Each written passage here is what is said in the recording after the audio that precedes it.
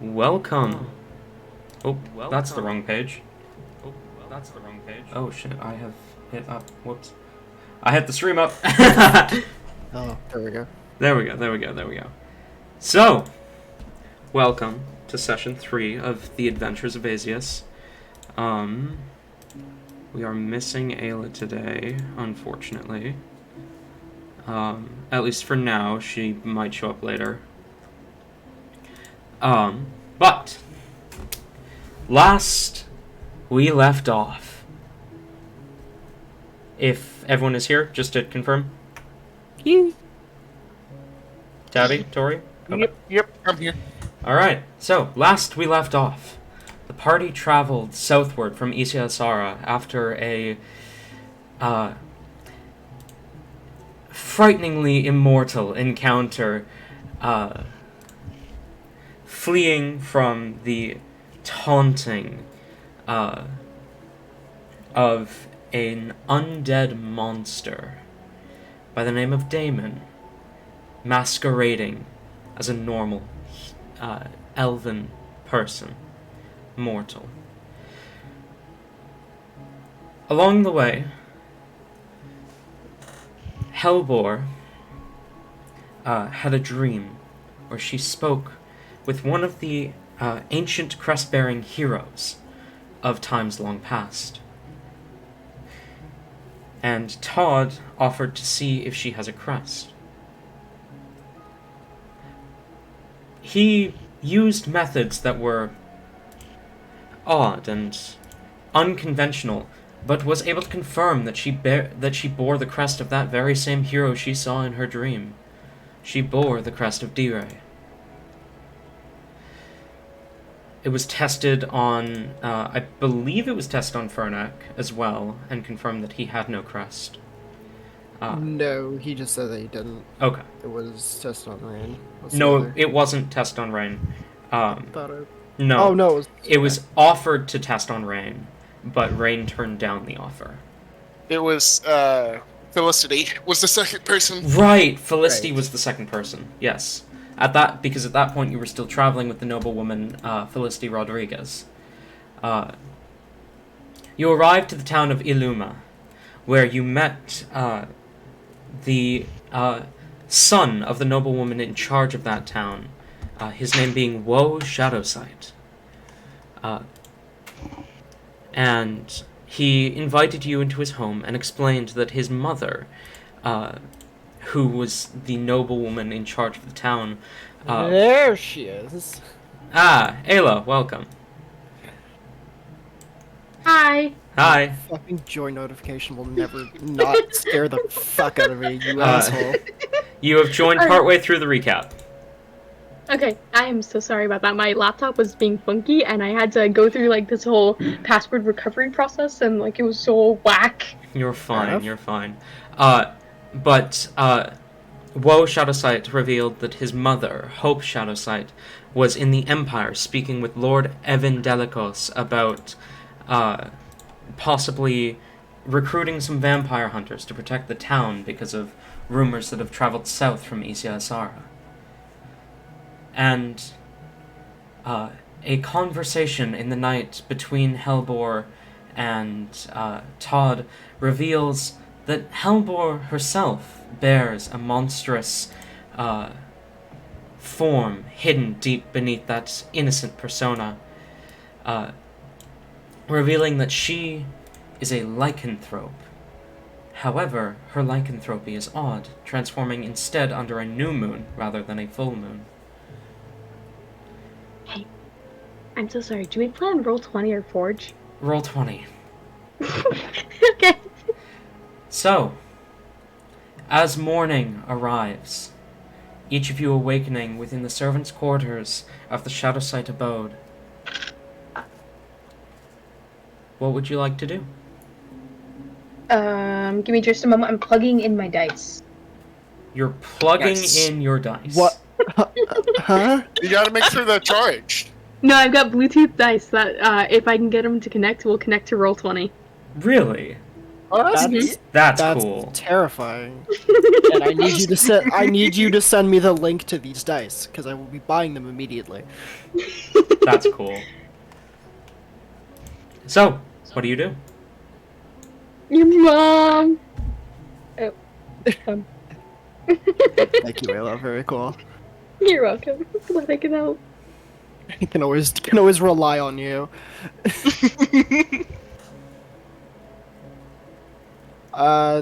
Just normal stuff, morning stuff, I guess. Unless it wouldn't. I don't know. Wait, what's considered normal morning stuff? Getting ready to exist within the morning, something I do flawlessly.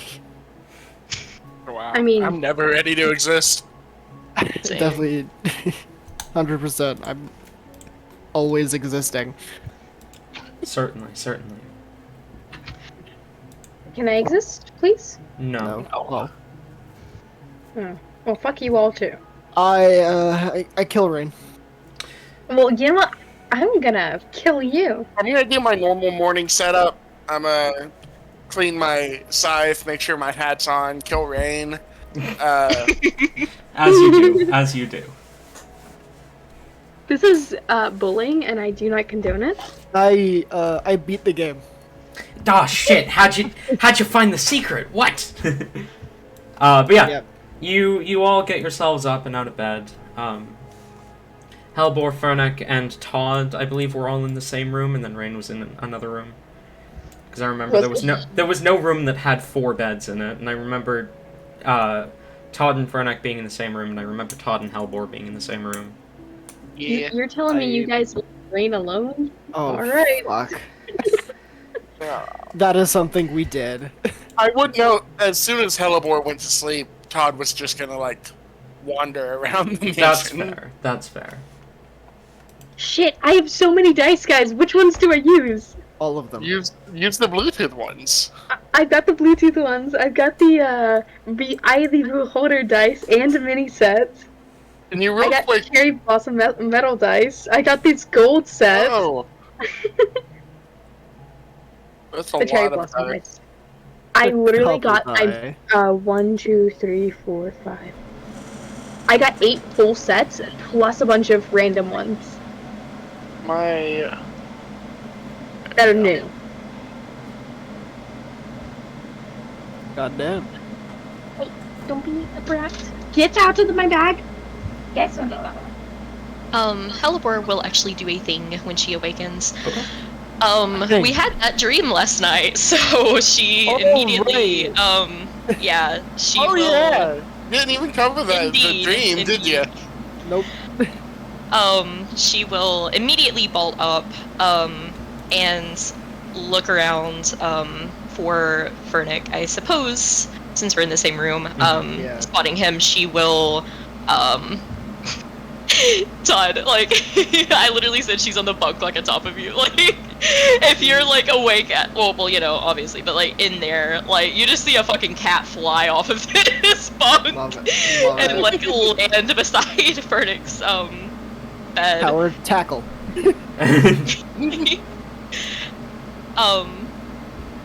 She will almost like breathlessly, like still like taking like deep breaths over this. Fernick! Good morning. See, you're up bright and early. The dream! Were you in it? Yes. I was gonna ask you the words. I'm not dyslexic, I'm just allergic to words. Yes, I was gonna ask you about that later when we were all up and at 'em. But, yes, I do remember having a dream. The same one. Like the one with the people. Yes, the one with the people.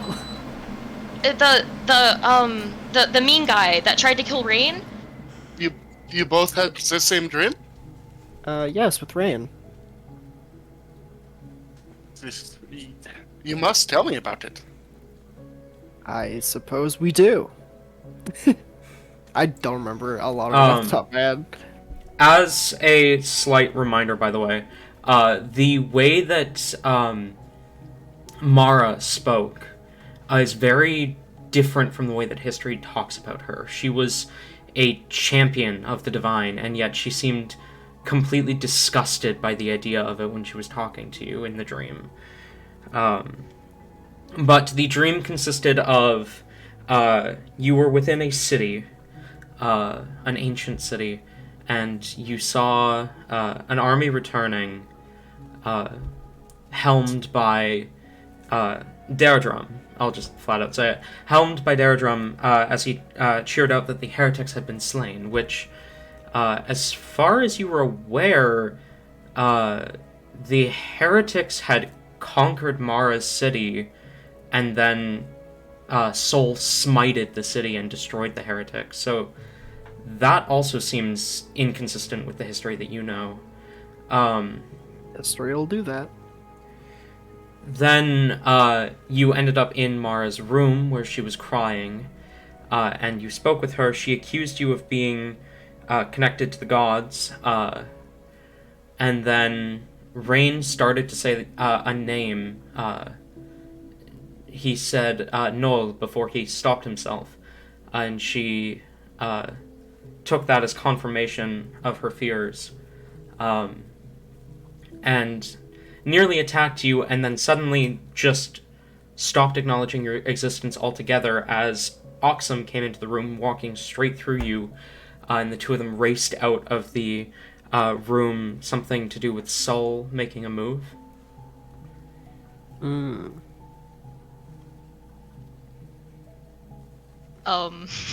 So this gets relayed to Todd. Okay. I just want to like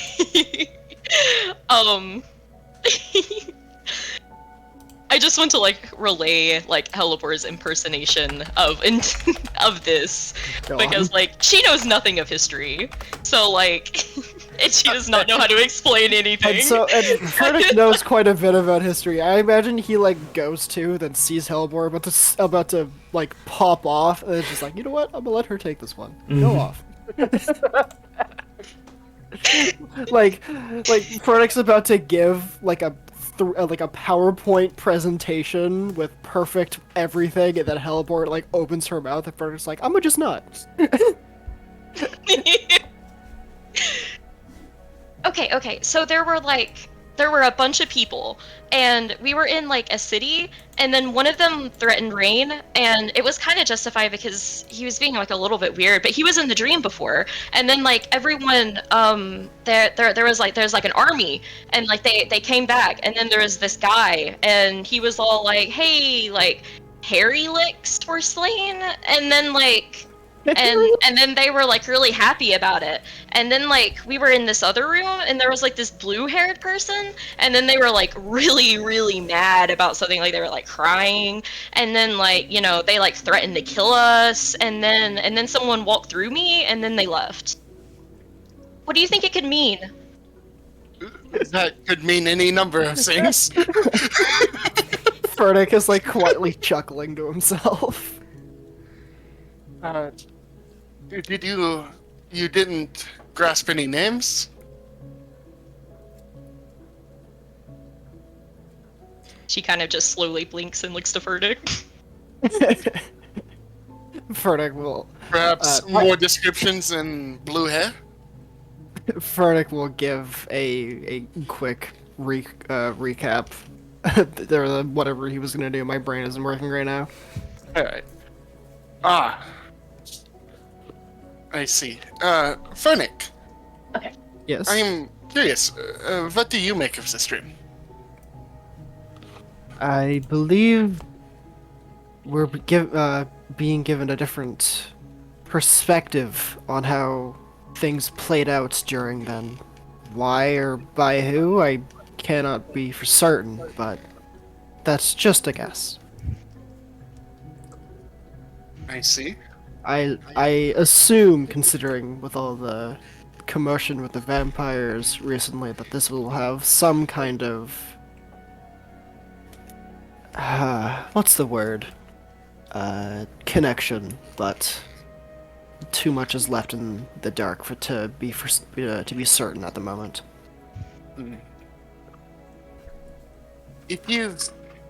quite strange to have a dream where all three of you find yourselves occupying it. Speaking of all three of us, did we leave Rain unattended? Did we? Where's Rain at? We go find Rain. Cutting over to Rain now. You lurch awake at the end of the dream.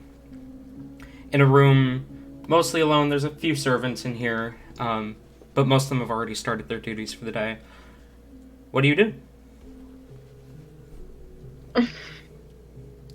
Alright, starting off with his own morning routine, Rain will go about waking up Harbor. He'll just ask Harbor, any funny dreams last night?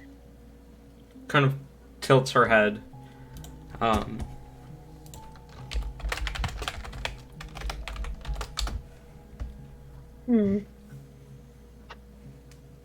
Best not to worry about it too much then. Come on, we've got work to do. She'll follow. And with that, Rain will promptly exit the room. It doesn't take him long to do his morning routine, whatever it may be. And he's going to go about... Oh. He's going to go about finding some sort of breakfast. Be it, just table where servants can, serve themselves or whatever is set up here. There is food prepared in the banquet hall, actually. And as you arrive to the banquet hall, you see Woe and Felicity are both sitting towards the end of the table, and you see two other people there. You can see this kind of taller, older tiefling woman, blue skin, curled horns, kind of blackish blue hair done up in a braid with beads in the hair. She looks like an older, more feminine version of Woe, likely his mother. I will put the stolen art in NPCs. And you can see next to her a human man wearing a completely different color scheme than you see most nobility wearing in the kingdom. Kind of some reds and whites. He's got what appears to be like classic Japanese samurai armor, bearing a family crest in the center, which you can go ahead and roll a history check for. He's got... Oh. That's a natural 20. You immediately recognize that crest as the Delicos family in the Empire. Let me pull up my notes on them so I can give you a small lore dump. Tabby's right here. Tabby actually doesn't know much about this. What? Bullshit. Tabby knows the about confidence, history. so. Yeah. I Tabby don't know knows about history. current events. The Delicos family are the head of foreign affairs for the entire Wusenian Empire. They are located in Wusa City, and they kind of direct District 4 of the city. Sorry, I said he was human. He's elven. That is my bad. The head of the house is Lord Evan Delicos, and his heir is his second-born child, Sylvain Delicos. His oldest daughter, Amira Delicos, did not bear a crest when she was born, and the family bears the crest of a Kir. So I will go ahead and throw the stolen art for him in there as well. As you enter, the older woman at the direct head of the table, Hope Shadowsight, turns to look at you, and she says, "Ah, this must be the guest that you spoke of, Woe." Woe nods and says, "Yes, this is one of them." Kind of narrows his eyes as if he's trying to remember something. Felicity speaks up and says, Rain! Right, Rain. Rain, can you find your friends and bring them here? My mother wishes to speak with you all. Rain will, kind of Okay, hold on. Let me roll a stupid check. Oh, God. A stupid check! Dude, let me go and check for how stupid your character is. Please roll a stupid check for me real fast. Best thing is, I use wisdom for this, not intelligence. Of Why don't course. we have a stupid stat? It's like rolling for vibe check. Roll for vibe check, exactly. Intelligence and wisdom isn't enough. We need a third stat for common sense. Mm. Yep. I mean, wisdom Alright, is so- comments. So, No, wisdom's more of like being able to know the world around you. Yeah. Fair. Rain, will nod. Well, I actually do have one of my friends, and he's going to pick up Harbor and just deposit her onto the table. Immediately, Woe kind of flinches back and says, I thought I asked you to take that thing outside. Did we not come to an understanding last night? About Harbor? Kind of glances nervously to his mother, who is just this look of malcontempt on her face. She says, "Take I that do thing. apologize. Take Harbor outside, please." Well, since you asked so nicely, Harbor, would you Meh. mind? And Harbor nods and Rain just will walks out of the room. snap his. All right. Before Harbor gets too far, Rain will snap his fingers. Just temporarily Dismissing Harbor. dismissing Harbor. I can't believe you would do that to Harbor. What an awful, like, master, I guess? Because Harbor's familiar. Hey, Rain's no master of Harbor. You snap your fingers and That Harbor makes it even worse. poofs in a puff of kind of misty smoke and vanishes. You can see a look of almost curiosity comes over Evan as he looks at you and says, "A practitioner of the arcane. Very no. intriguing." I don't do magic. That's all Harbor. I am a thief, actually. Well, at least that's where my skill sets were. I've retired from that lifestyle now. Roll a deception check for me real quick. I don't want to necessarily win this. Oh, fuck. That's actually decent. That's gonna be an 18. You see Evan narrows his eyes, but the other two seem to accept that as fact. As he says, "Yes, well, go retrieve your friends, so that we may speak with them. I wish to discuss this, vampire you say you encountered?" We encountered a vampire? God damn it, Ayla. I knew this was gonna happen. "Just bring your friends here. Of course, if Woe was lying, he knows the consequences." Oh, Will was not lying. I do believe. Here, my friends will explain it better. I can't wait for him to Being vampires look. themselves. I can't wait for him to look at Todd and be like, vampire. Cox rifle. Honestly, that's what I'm waiting for.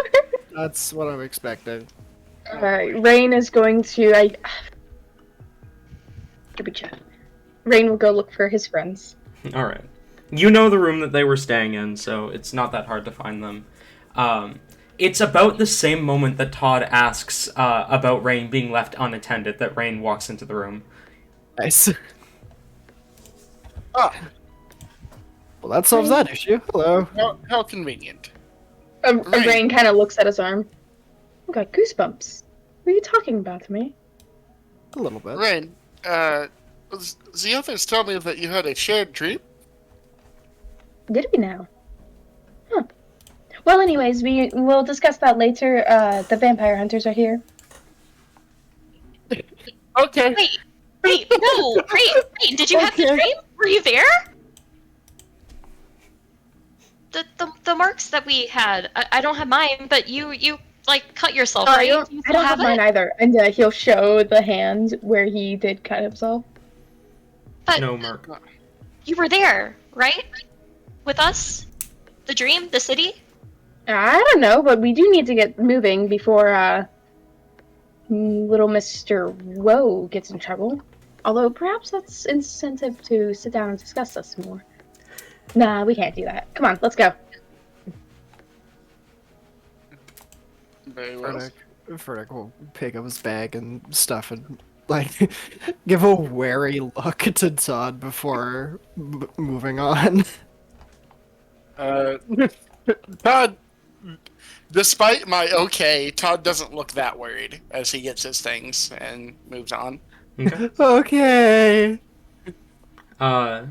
You gather your things and you make your way to the banquet hall, where you can see the same four figures that I described. As you can see, Evan smiles as you all enter and says, "Welcome. I am Lord Evan Delicos. I am in charge of foreign affairs for the Empire. I hear you four encountered a vampire?" Wasn't it technically Chew? Yes, it was. It was two, yes. Even more reason for my men to get involved. I believe we're dealing with an infestation. Yes, but by the way they were talking, it sounded like there were much more than two. Well, the thing that confuses me about this is that, according to, Woe, you claimed that this vampire appeared within Isiasara. However, I made contact with the noble of Isiasara, and the story that they have regarding the night that you were supposedly there does not line up at all with the story that Felicity has told me. So I would like to hear from you the story that you encountered within Isiasara. Oh. I'm afraid. You said, just to confirm before I make a fool of myself, Talon, I've been to Isiasara a few times, and it's never seemed that empty, right? Correct. Alright. Todd will continue with, I'm afraid the town is already gone. Whoever you might be hearing from is likely not who they say they are. That is impossible. A sending spell never misses its mark. Is it possible they've been infected? It is a possibility that I have considered, and I am sending investigators that way. It is why I'm not immediately accusing you all of lying. I need to understand every perspective.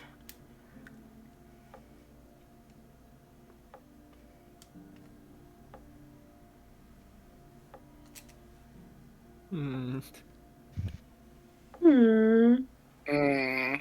Well, Rain will start off with the story of how they met Todd then.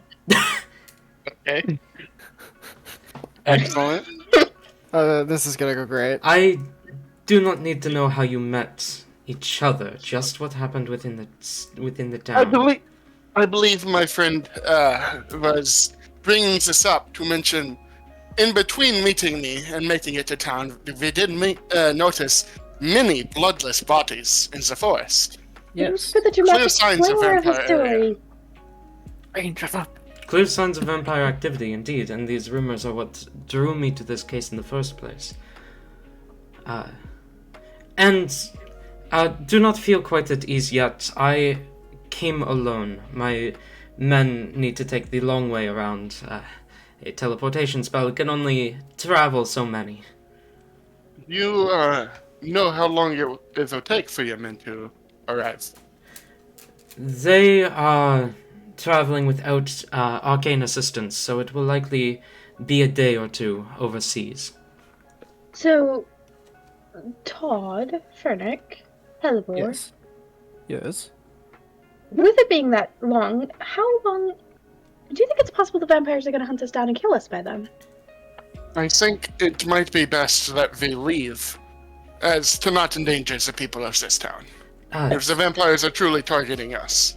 Yes, Felicity mentioned something similar, so I was going to actually suggest that you move somewhere more densely populated so that they cannot find you as easily.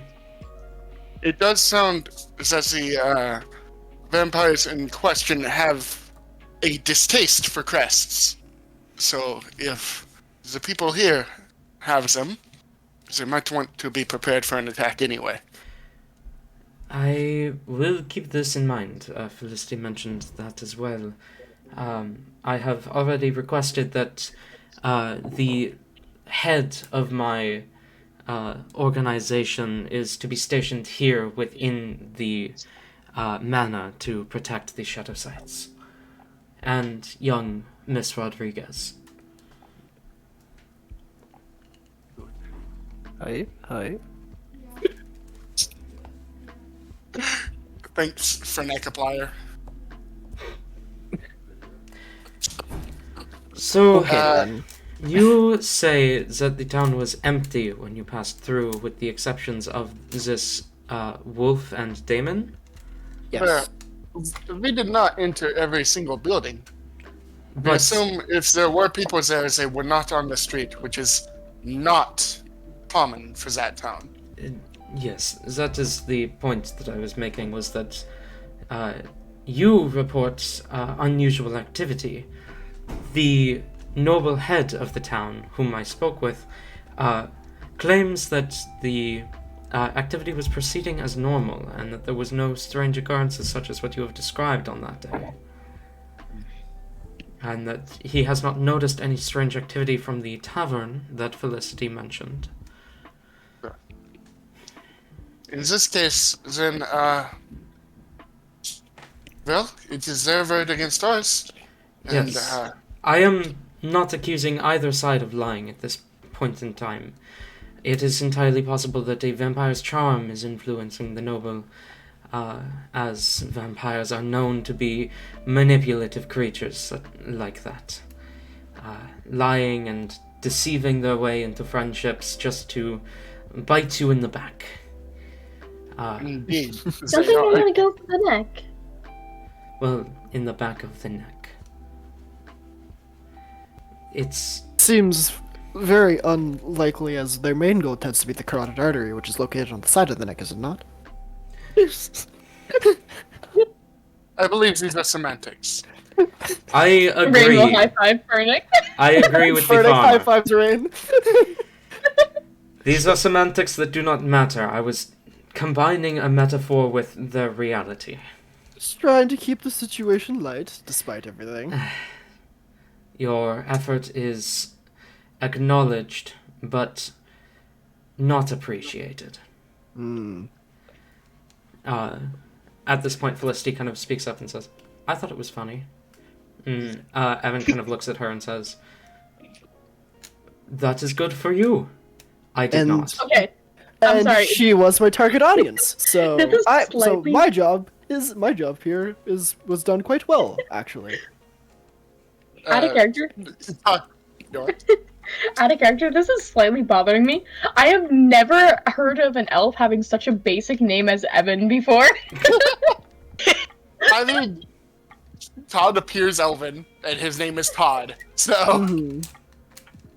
All these elves in this world just have basic bitch names. You're an elf, and your name is Rain. How many people do you know that's named Rain, huh? I actually did meet someone. I went to anyway. school with Rain for a couple of years, and then I don't know what happened to her, but she kind of vanished. anyway, Todd kind of chuckles at the joke and says, in any case, we believe the matter is in your hands now. Indeed. I believe it would be... I have dealt with similar situations to this, though not nearly as dire, where I have assisted people fleeing from various criminal organizations, most notably the Shadow Walkers within the Empire. A good piece of advice to hide from them is find somewhere densely populated and perhaps a change of name, though I am unfortunately unable to assist with the legal side of name changes. if you wish to go through with that, well, here in the kingdom. Should you wish to come to the Empire, I would gladly assist you in hiding from these fiends. Hmm.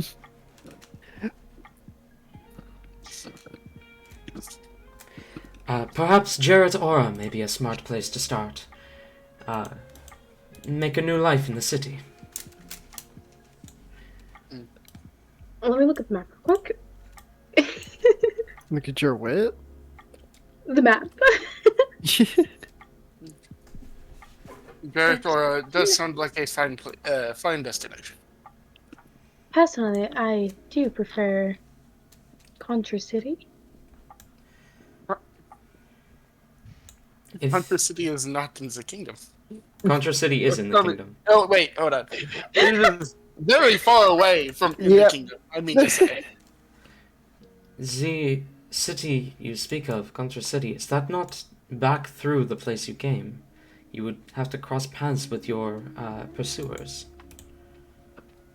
I mean, normally to throw off the trail, don't you normally backtrack, then leave your path at a different place? No, it is common knowledge that criminals and others fleeing often return to the scene of where the incident began, so I would not recommend that. I agree. Right? I would Perhaps- not know much about criminals, so my bad. As a Perhaps- criminal, you don't know what you're talking about.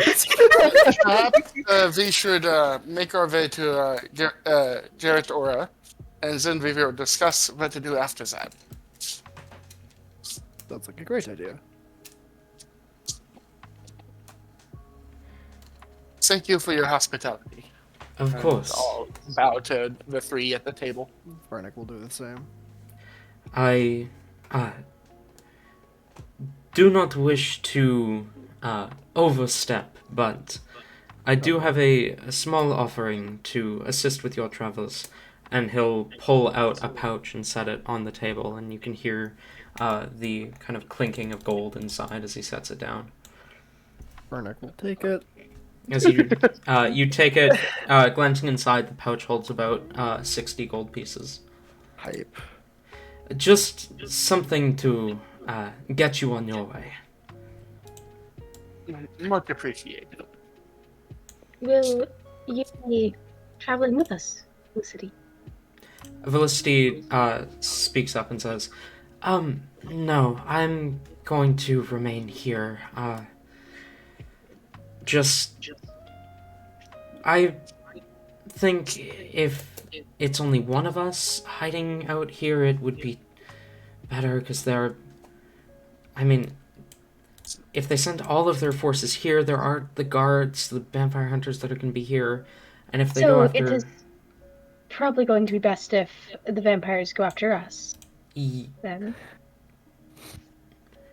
We are taking the much more dangerous option here. So you mean to use us as bait? I'm kidding. But, if we're all here, then they're definitely going to come. Yes. I But you believe wish this to is the keep correct away. course of action. Very well then.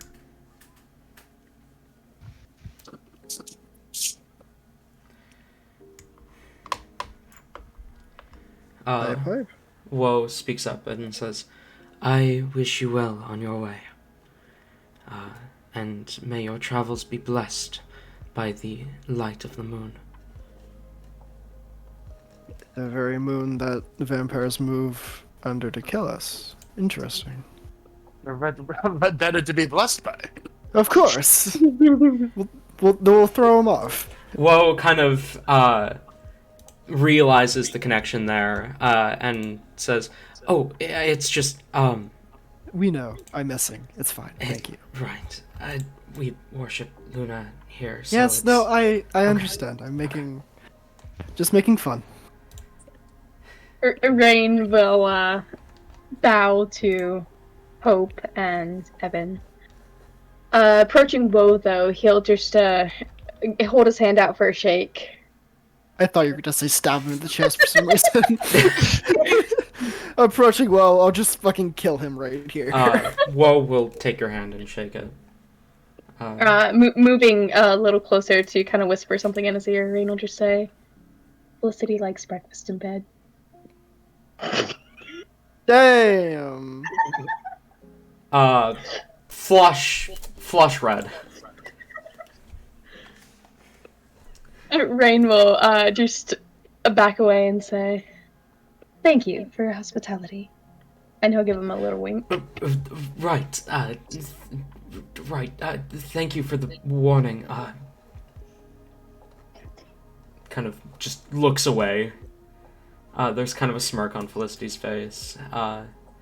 And Hope, his mother, speaks up and says, yes, however, my hospitality is not nearly as patient as his.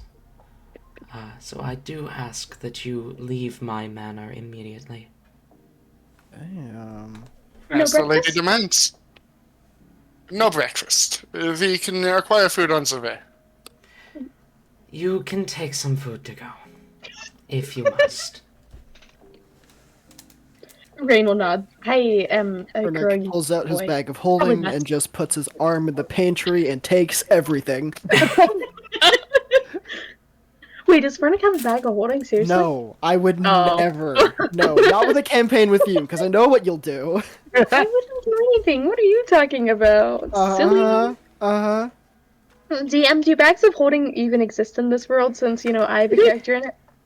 They do exist, yes. They did, and then you made a Thanks. character and decided that they didn't.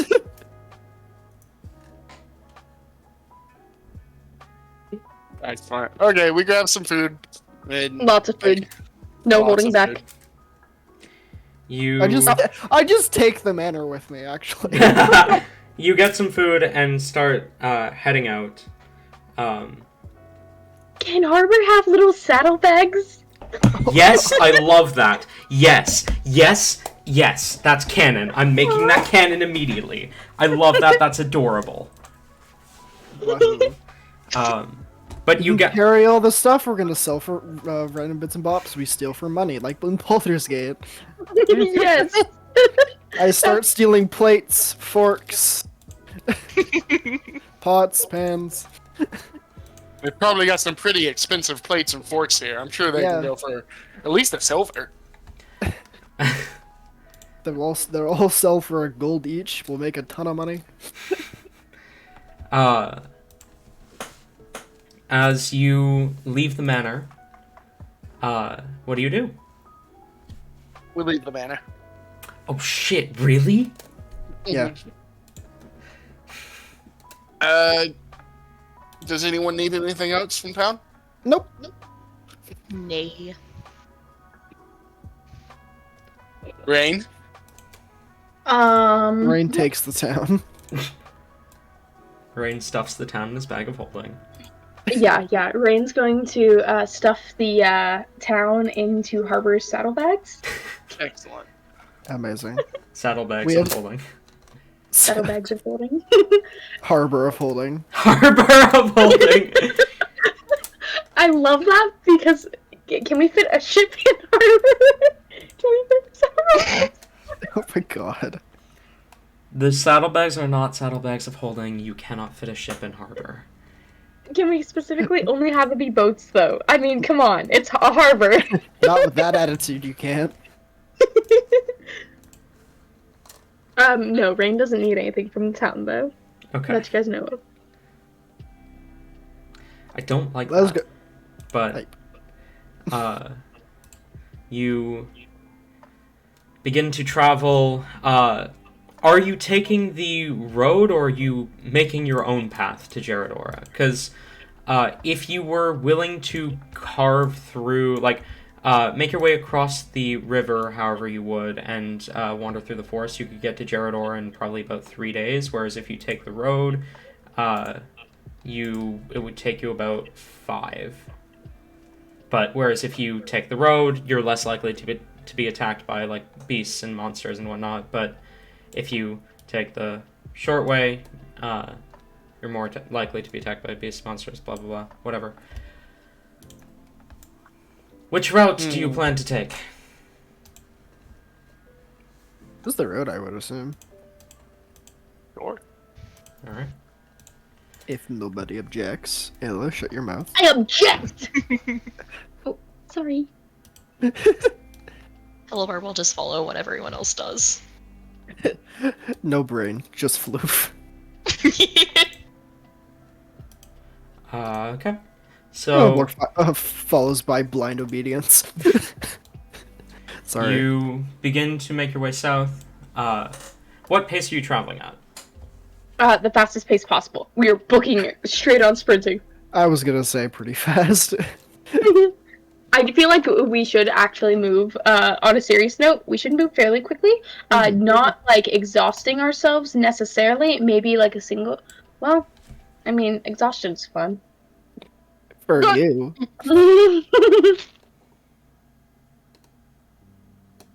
This fucking handicap over here. What the fuck does that mean? I don't know. Never mind. Thank you, tape. Very cool. No problem.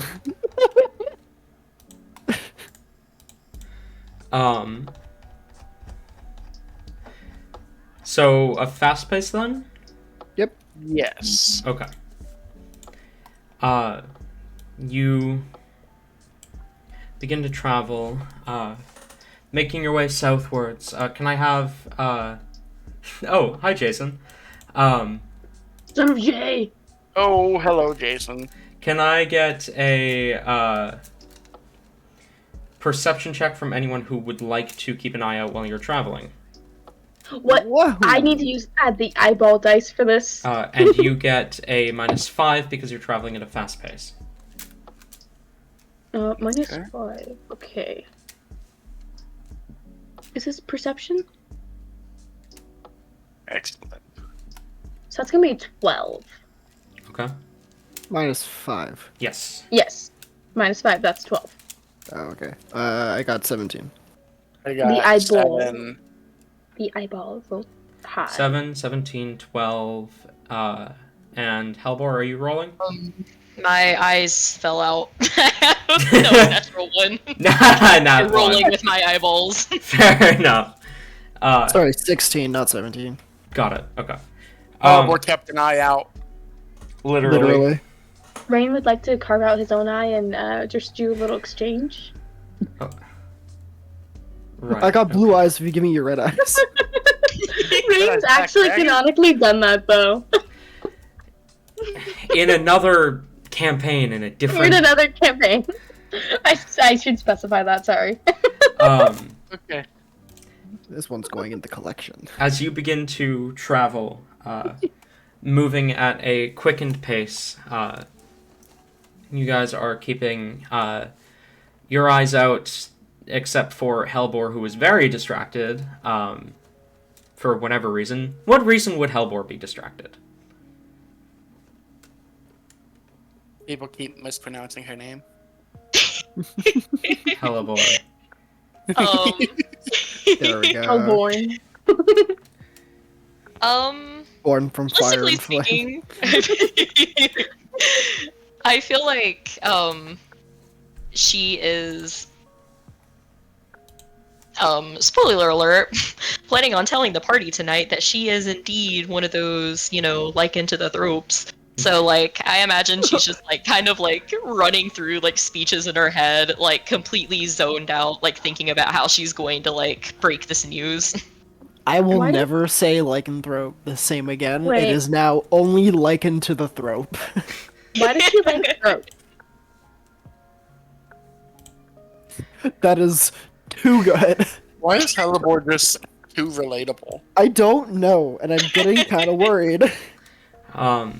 So Does everyone in this party just have a thing for throats, though? Hellebore is completely distracted.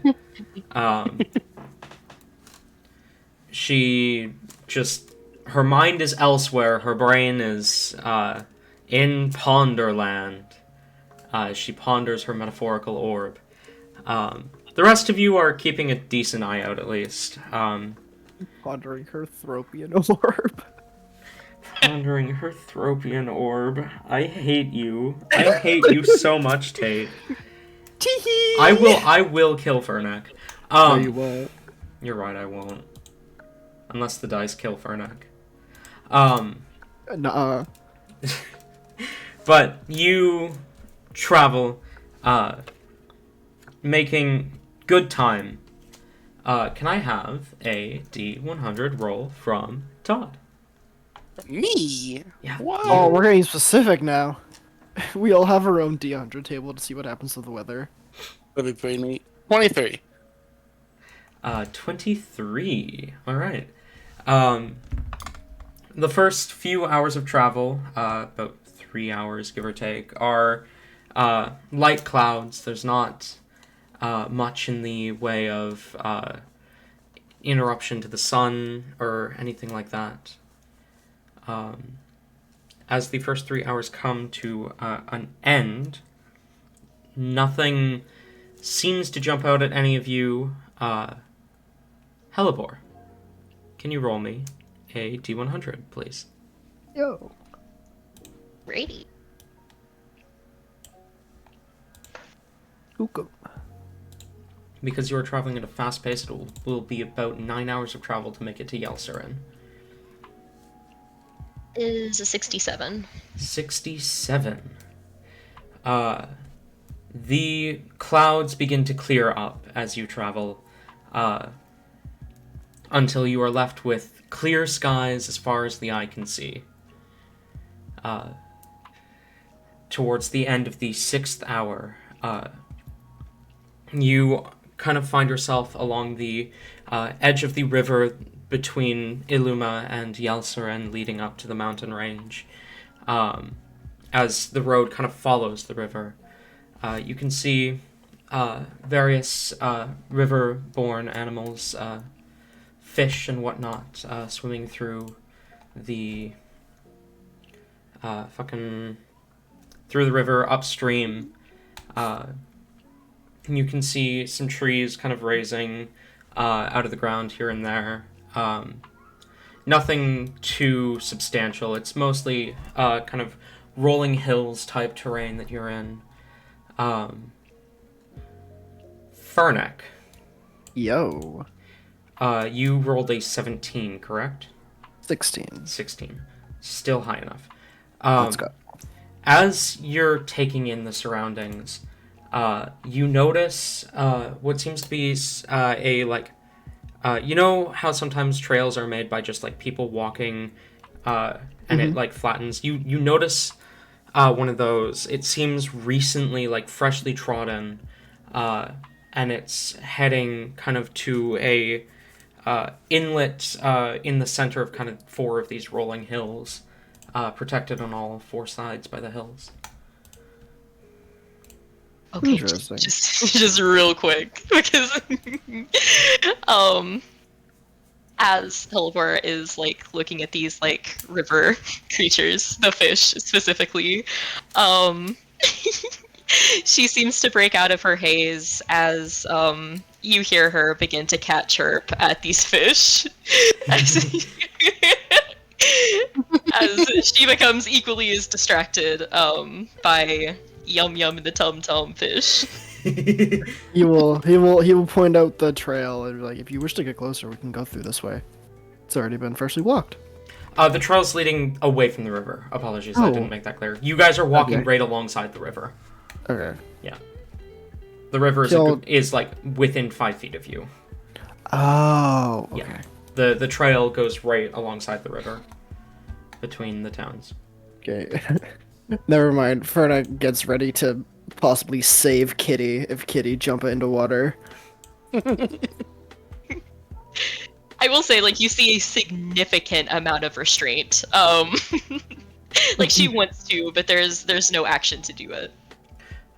Rain, can you roll me a D100, please? Rain finally gets to roll a D100. I would have laughed if it went to me. This entire campaign, I've been waiting for this moment, guys. Wait, do I use the eye dice or the cherry blossom dice? Oh god, we're gonna be here forever. Oh. I say cherry blossom. Yeah. If you roll on 100, it starts cherry blossoming for literally no reason. Okay, so that's gonna be 72. 72. The clear skies remain throughout the last 3 hours of travel. The sun blaring down on you, the scent of spring on the wind. I think it's spring, right? Hang on, let me double check. I might have been using the wrong table. No, it's current date. winter, I thought. Current date, sunny. I think It you said is it was winter. winter. Yes, I was using the wrong table. Fuck. Haha! I remember this because of shit we have planned. Let's go. Then it would have been. Todd's roll would have gotten us heavy clouds, Hellebore's light clouds, and Rain's clear skies. So, starts with heavy clouds, and they grow lighter throughout the day. That's my bad. I'm a fucking idiot, and I don't even remember my own shit half the time. You know. But as you continue to travel throughout the rest of the day, as about the 8th hour comes to pass, you find yourself arriving within the you find yourself along the edge of a massive farm field. The kind of tilled land stretching for a couple miles before you see a farmhouse in the distance, and a little bit beyond the farmhouse you see what appears to be the town of Yelsarin. Hi. Acres Hey, and farm acres, boy! No. acres and acres of farmland around you. As you can see, most of the ground is currently not in use, as it is winter and not many crops grow in the winter. But nonetheless, it is only about half an hour later, not even, that you arrive within the town. You can see people kind of coming back and forth. It's a small town, but it's quite lively. You can see in the center of town, there appears to be a kind of there's this fountain in the center of town, and standing kind of there, the fountain's set on this like almost raised stage in the center, and you can see there's some sort of performance going on. A young satyr boy is dancing with a young half-elven woman, as a band of three, two tieflings and a half-orc, play some music along with them. And there's a gathering watching this performance. Hype, hype.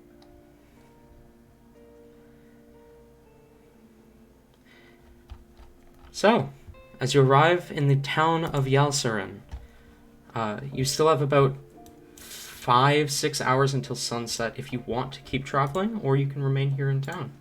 What do you do? I was a little distracted looking up, seeing if Hellebore did jump in the water, if I could go save her. And what I found is no, I could not. No. So, No, you absolutely, I could not. But I was worried that I wouldn't be able to cross this river at all. But as long as there's a bridge, I should Yes. be fine. Yes, indeed. Imagine, imagine a vampire having fear bridges. I just can't do it. I cannot do it. I'm sorry. So, as you arrive within the town, what would you like to do? Your A mom. vampire's worst enemy, Mothman. No, Oh no! not the moth. The mafia. Oh god. Ayla and her Okay. goddamn mafia! Hey, no, Okay. we already know TJ's Mothman.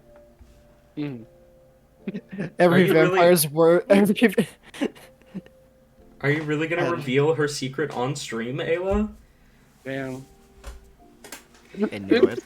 I fucking knew it. There were no indicators, but I knew it. Anyway. So, Alright, do yes. we stay in town or do we move? I am indifferent. I feel like Hellebore would probably want to move because, I mean, there's still sunlight. Like, they might as well keep moving while they can. Is there a bridge to cross this? Yes, water? there is. Okay. You can see a bridge towards the end of town. Town actually does continue a bit over the river, and the bridge kind of connects the two ends of town together. Lovely. However, if it will make Hellebore feel more comfortable, then I say we keep moving. Very well. And we keep moving, I suppose. Alright, I guess I'll close those notes. No, I'm kidding. No, I'm kidding. I didn't have too much planned for y'all, Surin. It rips page. Exactly. Y'all are in. Why Lights on weren't they fire. all cowboys? If you're traveling at a fast pace, you can get about 10 cowboys? you can get to about here by sunset. By the end of the day of travel, but can I have Fernek roll a d100, please? Yo. I will say, like, as we, like, cross this, Hellebore in her infinite dumbness is, like, pointing it out. Guys, we're crossing the river. This will make it harder for them, right? Well, there is a bridge, so only slightly. They can cross bridges. They can indeed, yes. And how did you know? What if we... I was about to call you out for saying unfortunately. No What if- offense to any vampires in the area, of course. Hear me out. What if we were Not to, that say, there are any. dispose of the bridges? We will not be destroying any public I agree usage that of travel at the moment. I would cause that a bridge too far, personally. I see what you did there. That's a good one. That's a good one, my friend. I'm afraid destroying this bridge will not halt them entirely, for many of them can fly. This is true. Fly? Yes, and as a bat. Don't trust random bats we see in the forest. Got it. That's an insult to bats, though. I really like bats. I'm quite fond of them myself. Wait, you does this now. mean we're not allowed to ask the bats for directions, though? Have you been asking the bats for directions? Rain will nod. Bats are very good at giving directions. Ah. No wonder we've been moving at such a weird pace. If the bat is in direct sunlight, I do believe we have nothing to fear. This is how we talk to bats. If it's even remotely in the shade, kill on sight. If it comes to us in the sun, if it comes to us in the sun, it's chill.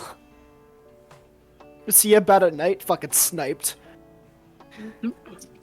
That sucks for bats, because that's when you mostly see them. You can't do that. I get it. I will. I'll do to you. So we set up camp. You set up camp. Can I have a nature or survival check from someone to set up camp? Ooh, Rain. Nature Right. or survival, you say? Is this just one of us? Yes. Gotcha. Oh, only one? Ah. Hear me out, guys. Let Rain set up camp, and it'll be very colorful. I don't like this idea. I'm setting up camp. Sorry, this check is to find a place to set up camp, not for like actually setting it up. Ah, okay. Oh. Rain's got Maybe. +4 to survival. I've also got I- a plus The 4. smart choice would probably be to let Hellebore do it. I feel like she'd be the best. Yeah, that's Nah. true. Let the druid lycanthrope find where to camp. Nah. Nah. No, we'll find like a dirty cave if we let Hellebore. I'm sorry. What, you want us sleeping on the ground like a boar? I'm sorry. I'm sorry. Hey, Tori, why don't you roll me just roll me a dice and add that survival bonus to it? Let us know what it is, please. Yeah. And Fernick, did you roll a D100? Oh yeah, I got 42. 42. Ooh. Well, that's the meaning of life right there. Yo. As If you add a 20 on that, it becomes the best. If you add a 20 on that Tate, that would be 4,220. Oh, that's a good point. You know, you make a good point. I know my math. You, as you continue traveling, the light clouds do begin to return. All right. We're gonna use this paranoia as the excuse for why I got an 11. You're Hype. not really satisfied with anything that you find, but you do find a place that's kind of like on top of one of the taller rolling hills that like you'd be able to see people coming from any angle from, that you kind of set up camp with a vague level of confidence. Hellebore doesn't know what confidence is. Confidence? Is that some kind of like dish? That sounds gourmet.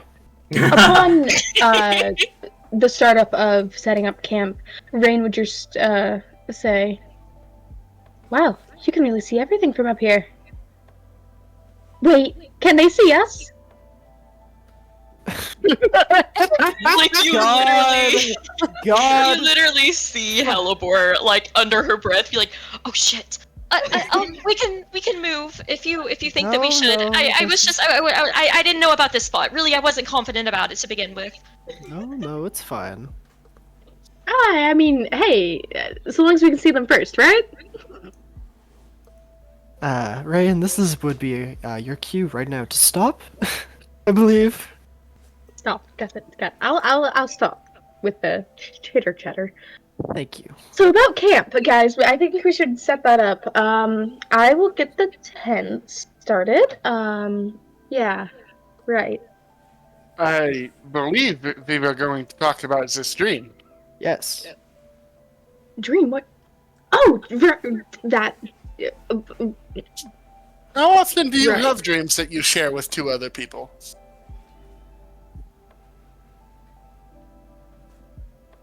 Wait, who's that directed to? You. Who else? Who fucking else? Sorry.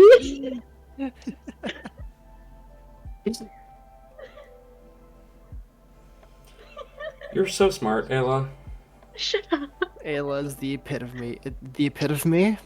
The Whoa. pit, Ayla's the pit of me. Ayla is the epitome. I'm having a stroke. God, your wisdom really does fucking vanish the moment you get these teeth out. Damn.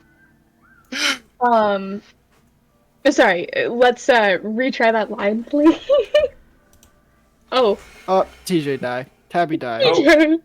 Rest in peace, Tabitha. Tabby. Tabby die. R.I.P. I just wanted the line to be reset. The revival. The return. Oh.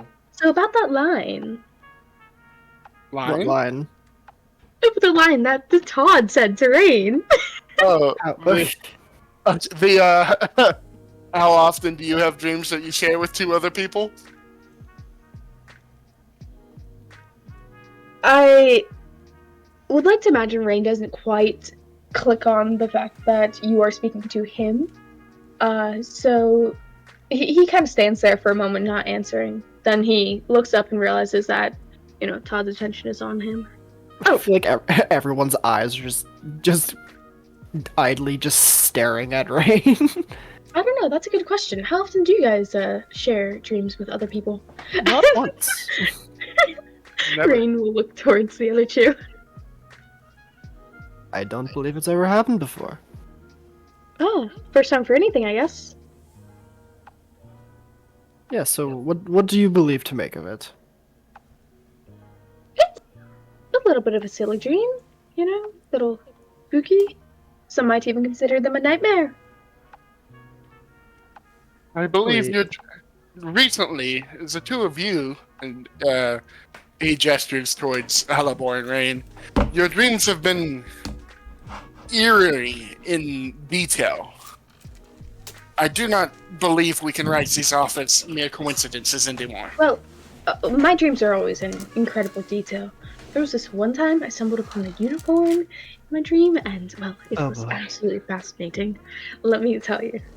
I'd rather you didn't at this very moment. Another time, right. perhaps.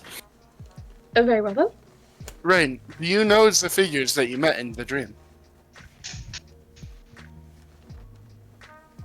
I believe you seem to. Rain is believe- going to instantly I believe- respond. Go on.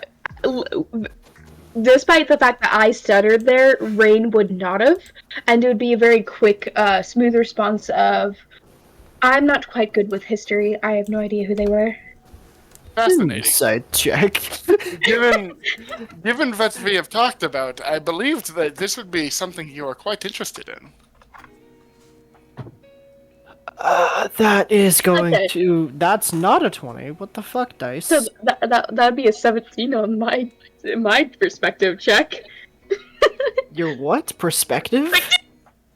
Yeah, Respective. because when insight is being rolled, I ask for either persuasion. Perspective. Yeah. I'm stupid. Alright, well, I got a 22 on my inside. I got a 17 on my. Alright. Honestly, this is just directly counteracting what you know of Rain already, and the fact that he was interested in those ruins previously. So you know that he does know a bit about history, and he's just he's bullshitting right now. Whoa. Who'd have thought? Hellebore actually being like a helpful individual. Finally. We gotta have one of them. Because like I mean, I like specifically said like during the dream, like she was trying to like take note of as much as she could and like what people looked like. She will kind of give like as good of a description as she can of everyone that she saw, like the major figures and whatnot and what they looked like. Okay. I believe the figures that you talked to was Mara. You don't say. God fucking damn it.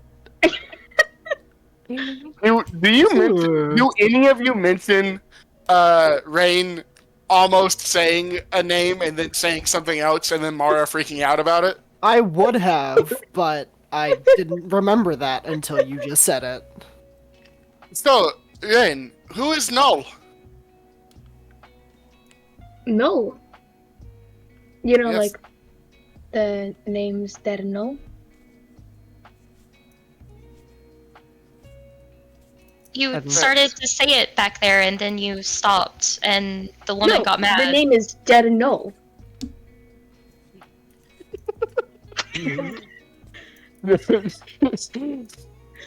Todd squints at Rain and says, very well.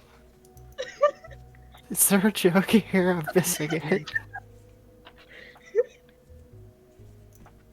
I believe it is we must be getting rest. We cannot afford to waste the daylight of morning. Mm-hmm. That's very true. All right. Who's going to be taking first watch? Alright. Okay, before we all go our respective ways, Hellebore is gonna do it. Oh boy. Oh boy. Terrifying. So, let's go.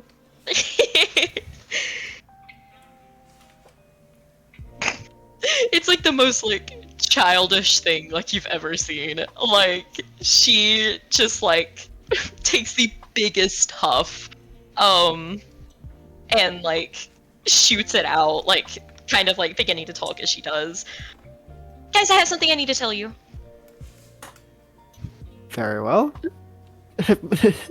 Go on.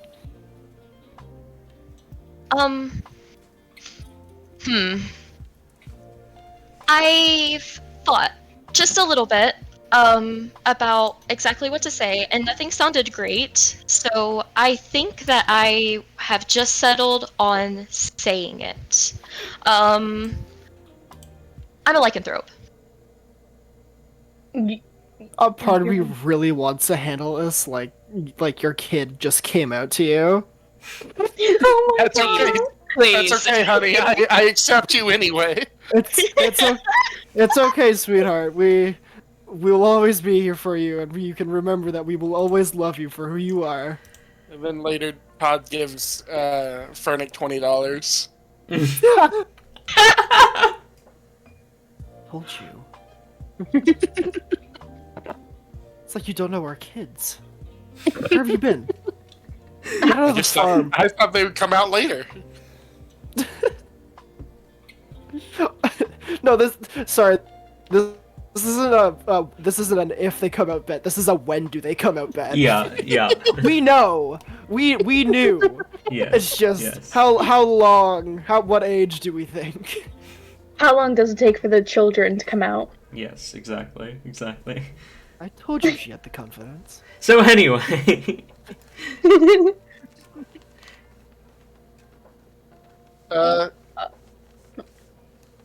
Again, Todd already knew, so Todd is Yeah. waiting on Fernick and Rain to talk about it. And I was going to ask at some point when about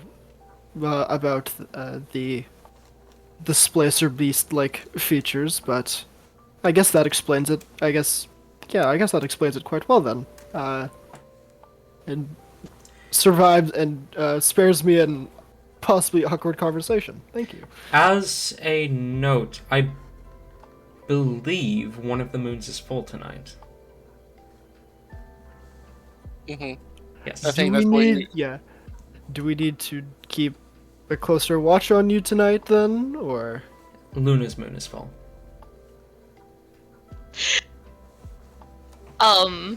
Again, like there's like a split moment of like confusion. Before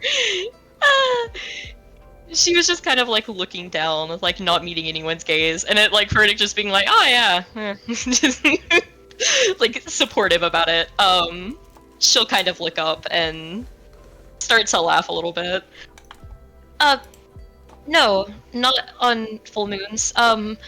Goodness, I would hope that I wouldn't spring this on you on the night of that. We don't, well, maybe we have the supplies to handle it, but, you don't seem bothered. I would just like to let you know that it isn't pleasant. I mean, I imagine it wouldn't be. When Hellebore says, you guys don't seem bothered, Rain lets out like this wild gasp.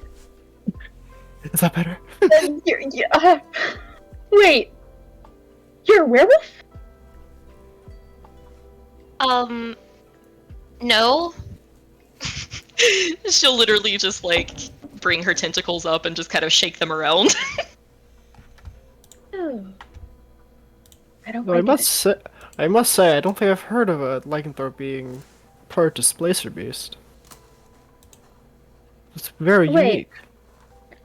Harbor, your information's wrong. Ma. I forgot the goat was here for a second. I'm fairly certain that, no one I've heard of anyways changes on a new moon, but, it's no matter. I would like to stress the significance of taking precautions, beforehand. It's not, like, I don't turn into, like, a kitten or something. I mean, I will try very hard to kill all of you, and I would prefer that you be prepared for that way ahead of time so that that doesn't happen. Of course, and I thank you greatly. I greatly appreciate you mentioning something while there is still time to prepare. Yes, due to your honesty, I believe that there will be plenty of time to prepare. As of Precisely. right now, there are exactly 9 days until the next new moon, which is Chaos's moon. Hype. I do believe that if you wanted to kill us, you'd be able to succeed. Werewolf with different personalities based on which moon is full. I was about to say That I actually mentioned that is a sort of a thing. it's not a phase, Mom. It's literally this only happens literally under this moon. The fuck you mean it's not a phase? It is quite literally a phase of the moon. But I'm gonna kill yeah, werewolves under full moons of Chaos tend to be more dangerous and unrestrained, whereas werewolves under a full moon of Ordon tend to be a lot calmer than usual. Unfortunately, Ordon's moon is full least frequently. Of course. Excellent. Excellent. I think I said it's every 7 weeks.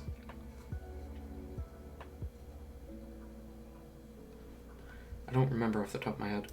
I don't know. I really should write this down somewhere that isn't buried in me and Tori's DMs.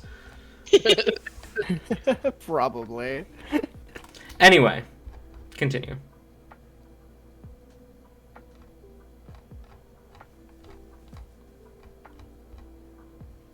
I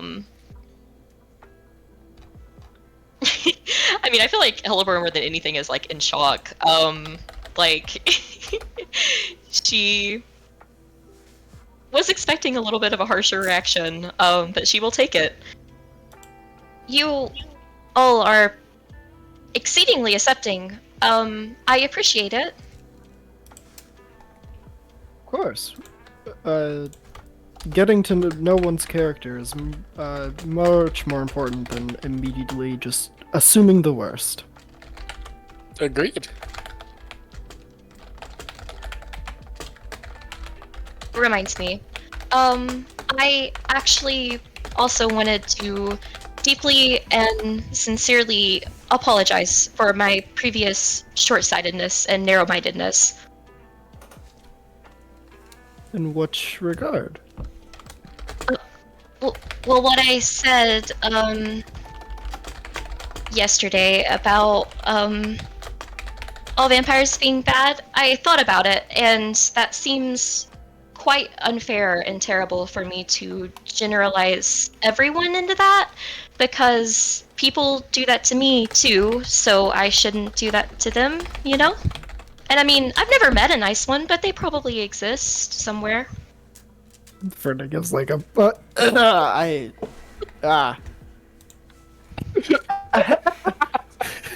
What you giggling at, boy? You? Huh? You? No. Fucking. I don't understand why you would. Todd will smile and say, Yeah. I am glad to see, open-mindedness. Yeah. Frederick himself has like a very proud smile. He like crosses his arms and stands up a bit taller. R.I.P. Tabby is dead. Tabby live. Tabby lives. I live. She keeps perishing. Yeah, I keep accidentally closing my laptop. Oh.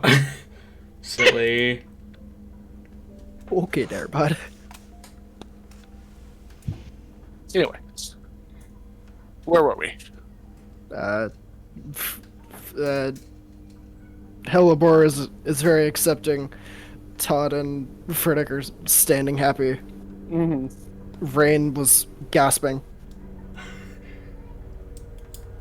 Gasping for air. Rain is still gasping. The longest drawn out gasp ever.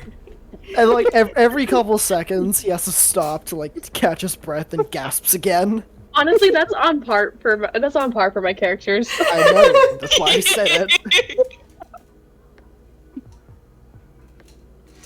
No, unfortunately, we don't get the extremely long exasperated gasp.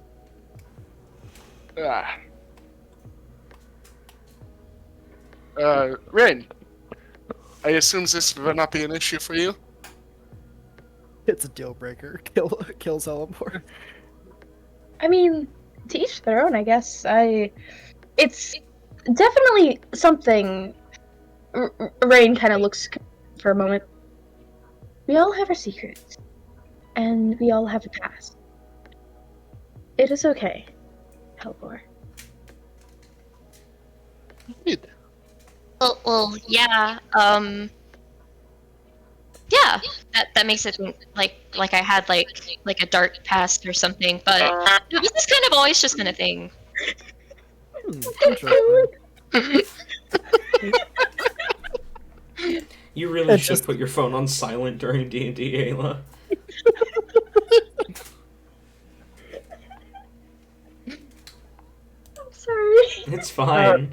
When you say always, yes. Wait, I think we actually talked about this before. Was there never a time before this? Oh, there was. It happened like I want to say I was like 8-ish years old or something. I didn't have the tentacles or the extra arms before that. I like the same otherwise though. You know, the white fur, red eyes, all of that.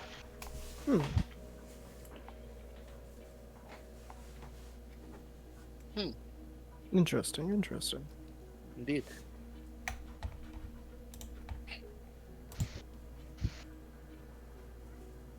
Well, again, I believe all of us need to rest. Yes. Ow. Ow. I slapped myself accidentally. I'll try not to do that again.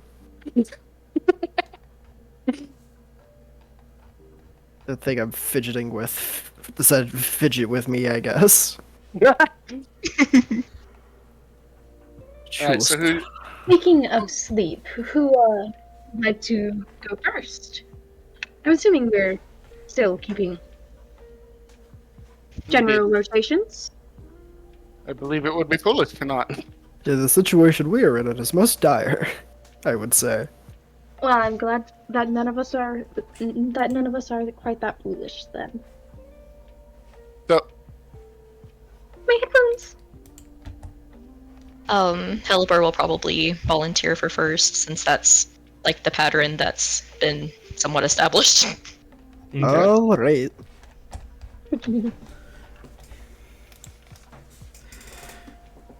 I believe the first night was Hellebore, Rain, Fernic. Mm-hmm. Alright. So, Hellebore, as you remain up the rest of your party falling asleep, you and Todd may both roll perception checks, and can I have Hellebore roll a d100, please?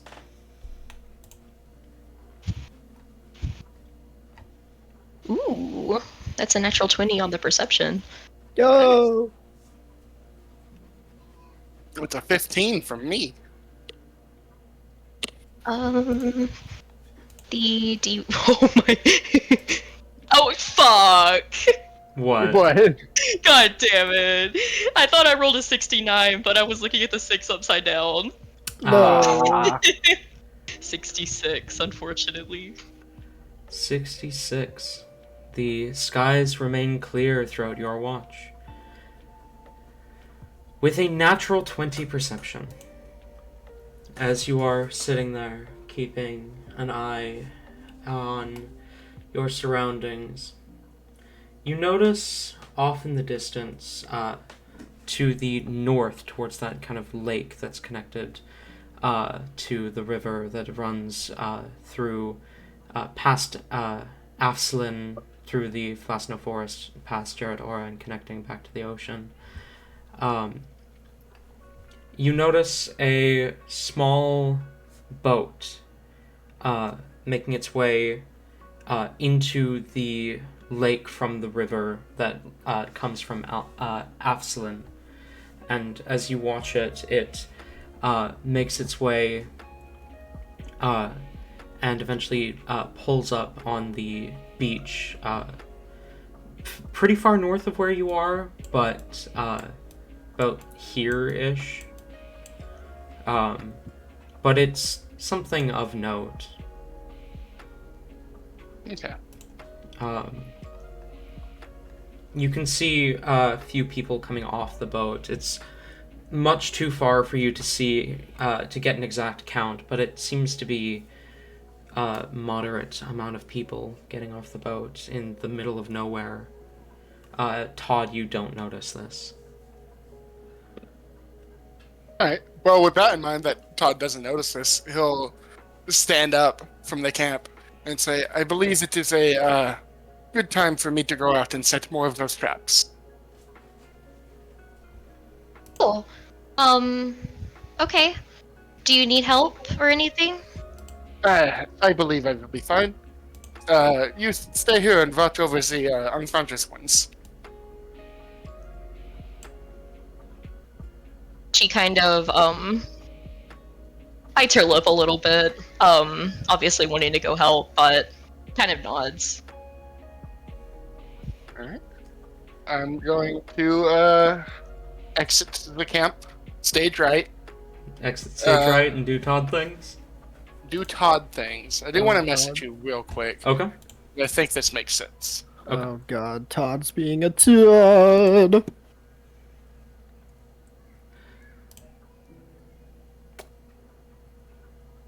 Hellebore, is there anything else you want to do during your watch?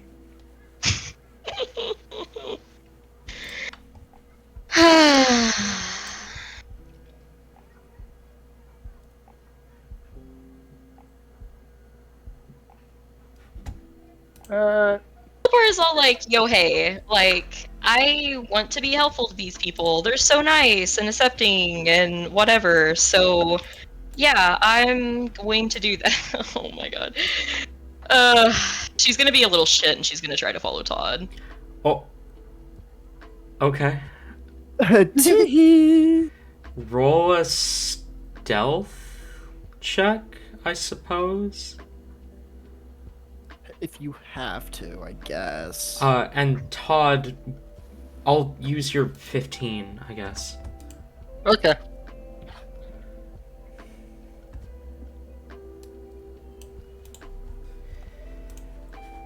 Well, I just beat it. That's a 17.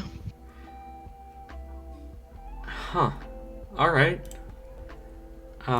Let's do this real quick.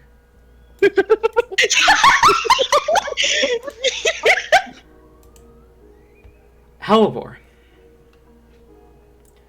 You're gonna come back and we're gonna be dead. Curiosity gets the best of you as you begin to follow Todd. As you see him descend the hill away from the camp, he ends up out of view of where you would have been able to see him, had you remained in camp like you were supposed to. And Tabitha, what does Todd do as he walks out of view of Hellebore?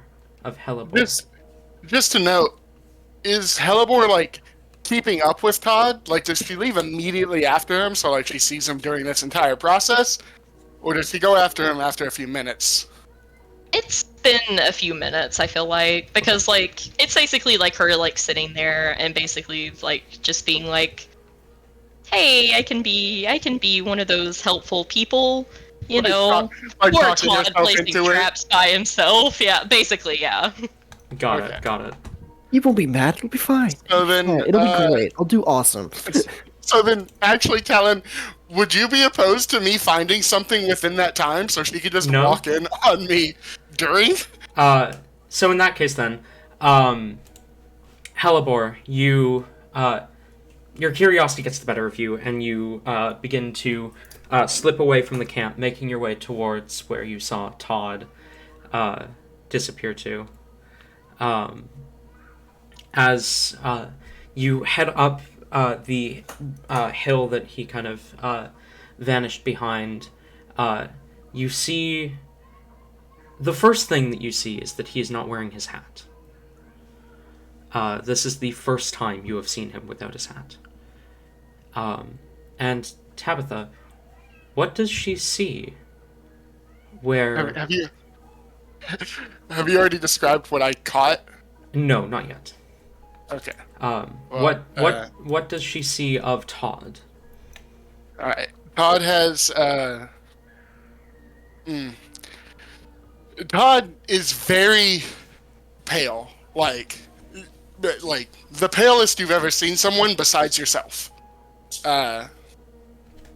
He's a lot like yourself. Also has red eyes, snow white hair, and he's got black markings underneath his eyes. There does seem to be a burn scar that is it's on like the edge of his face, but mostly on his neck, mostly covered by his clothes. Hellebore, can you roll me a history check real quick? Oh. Whoa. History on the burn.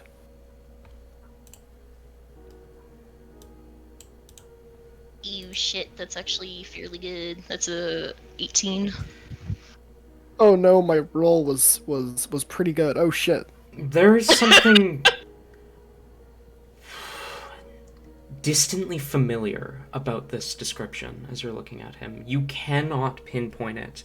You're not sure if it's a personal connection or some historic importance. You're not sure why, but there's just this faint sense of familiarity as you look at this man before you.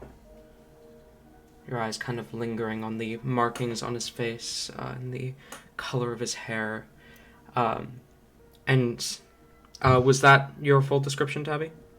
I don't imagine she would see these until he looks directly at her, but his eyes, they are mostly red, but they do have cat pupils, but instead of black, not pupils, irises, right? Yes. One of those. Yes. Cat-like irises, but instead of black, the irises are gold. And you can see in his hand a kind of mess of brown fur matted with a strange crimson appearance, and you can see he has his teeth sunk into this mass of fur. And you realize he's holding a rabbit. A dead rabbit.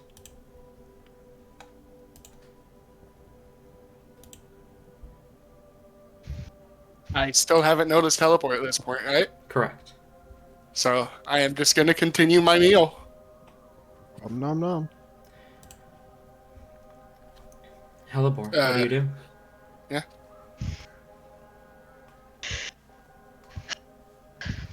You tell me, Talon, what do I do? I don't know.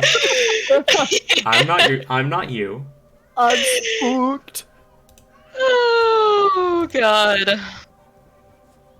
Thoroughly feared. Oh, man.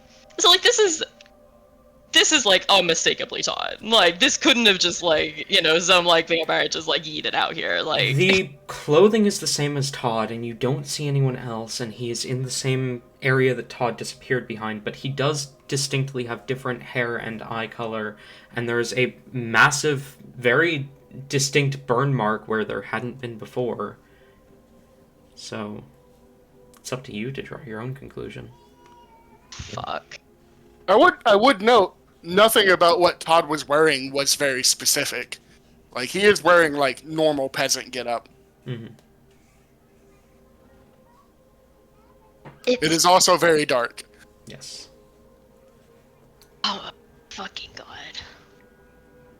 Does Hellebore have dark vision? I do. Okay. Yeah. I feel like the darkness would benefit in recognizing this as Todd, though, because you're not going as much based on colors. That's true, actually.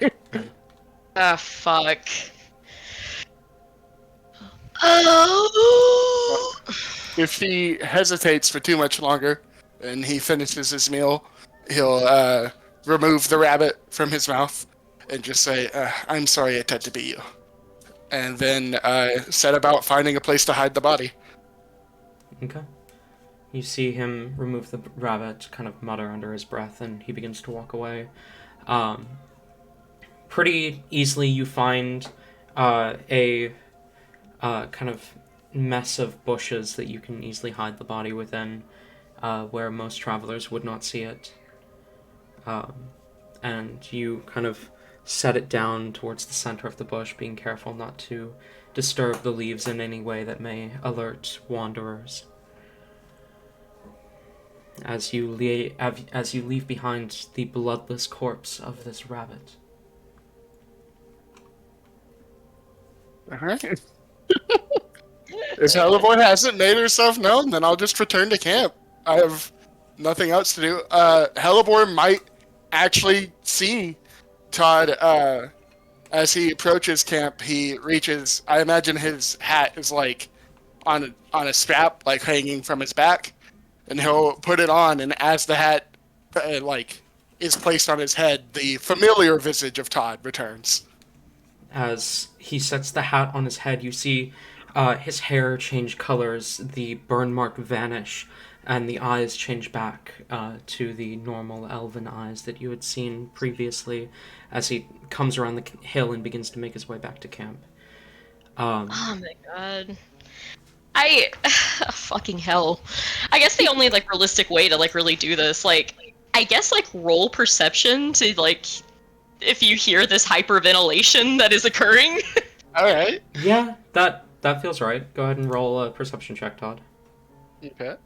I'll be right back. The thing smells like it's on fire. Nah, I'm fucking cool as a cucumber, okay? I got a natural 1 + 1. Yeah, you're making your way back to the camp. You don't even notice that Hellebore isn't there yet. You know what? Fuck it. Like, I mean, genuinely though, like,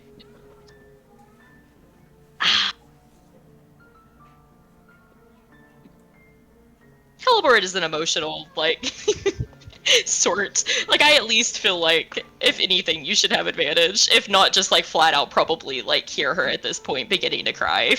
I mean, yeah, if you just want me to hear you, then I can hear you. As she begins to cry, you do hear sobs coming from behind you, a little ways away from the camp.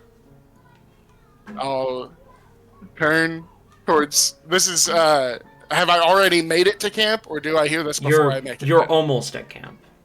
Alright, so I have the hat on. Yes. So I'll turn a little startled and just say, is someone there? As your eyes kind of scan following the sound, they do land on Hellebore, kind of low on the back end of the hill that you had just come around. Fearing the worst, Todd will slowly begin to approach and say, Hellebore, have you been following me?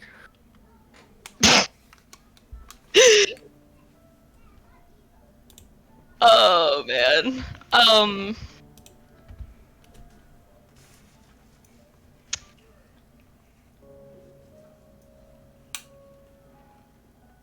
Her face is conflicted. I mean, there's a lot going on. There's a fucking lot going on. But, like, above all else, it's like... that look of, like, a child who just got caught doing something awful, and it's like, oh my god, I'm about to, like, my life's about to end. Like, this is it. Like, this is it. And... as she is noticed, you hear, like, almost, like, a choke, like, a gasp, as she, like, freezes for just a moment, and then... she's gonna turn and bolt. You turn and run?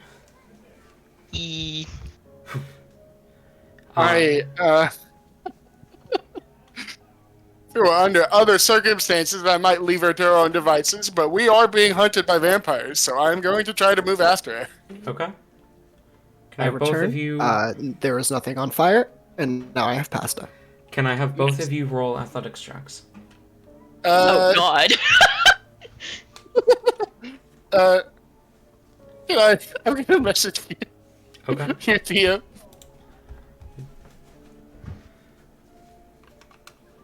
I am awaiting the message from Todd Devlin. Yes. I'm also Well, attempting and succeeding to eat garlic bread. Let's fucking go. You would be able to. You dare eat garlic bread in the presence of vampires? I don't think I would have been able to eat it considering I just had fucking surgery, Ayla. I needed to know what I can take. Fair. Hellebore, you turn and bolt. Go ahead and roll athletics for me. that's a 12. 12. What's your passive perception? 18. 18. You notice that the sound of Todd's footsteps following you are quickly replaced by the sound of beating wings. Oh!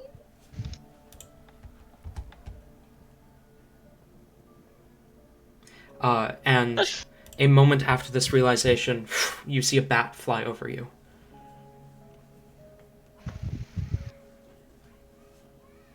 Like in front of me? That's up to Tabitha. I believe if Hellebore is still running, then I'm kind of just trying to move with her. If she stopped, then I would land nearby to see what she's doing. I mean, I feel like she'll run for a bit.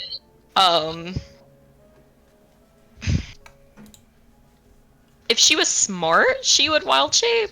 But like, I feel like this is like such like a like panic like fucking deer in the headlight shit that she's just kind of like just blindly running, like some meager attempts to like loop around like or something. Like, I would argue the smartest thing for her to do would be to go and jump in the lake. But again, she's deer in the headlights right now. Yep. Roll me a stupid check real fast. You continue to run. The bat keeps pace with you quite easily.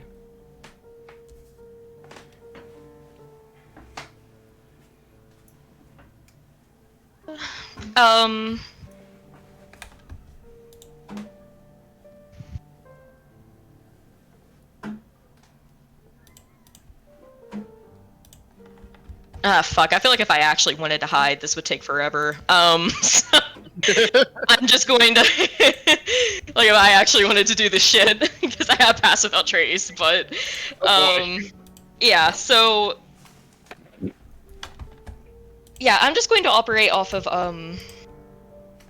she is not thinking logically and will kind of like desperately being a cat will find a particularly again not thinking because Todd could just fucking fly up there, but she'll climb a tree. Let's go. What does Todd do as she climbs the tree? I mean, I would just pick a branch and kind of land on it, hanging upside down, watching her climb a tree. Okay. I also want to note, because I think it's neat, if Todd's bat form still has the red eyes with the golden iris. Yes, I love that. Hellebore, you scramble up the tree and you notice the bat just kind of hanging there watching you.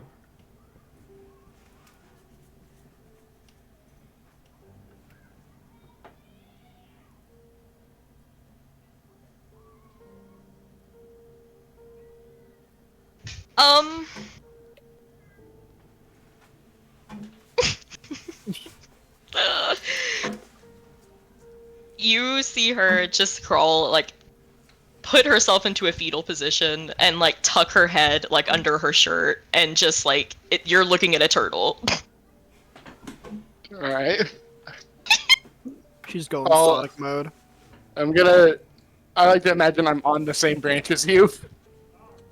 The bat just kind of swings around to the top of the branch, and as it does, it retakes the form of Todd, now sitting on the branch with you.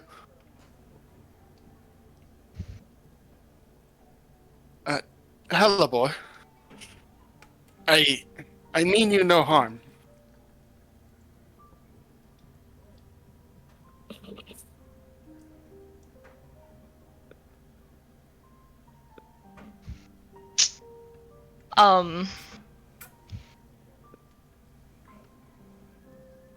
She's quite actively sobbing at this point. There's a mess.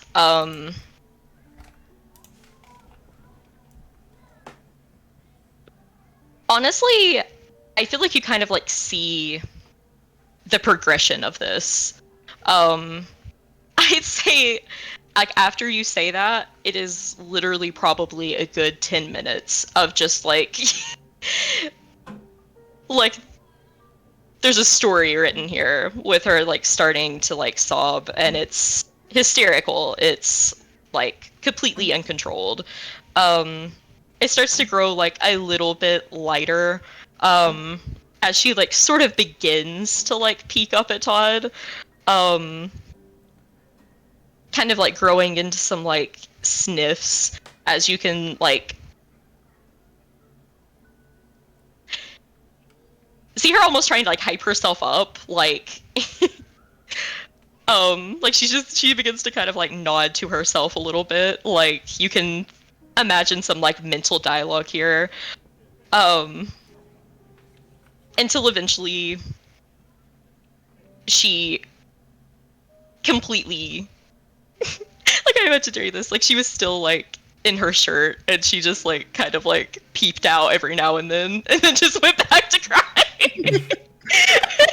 You know, while you're doing this, Todd is sitting on the branch, trying, like, he's just sitting there quietly with her, and he's trying to see if he can see the camp from where we are, just to try to make sure they're safe as well. Roll perception.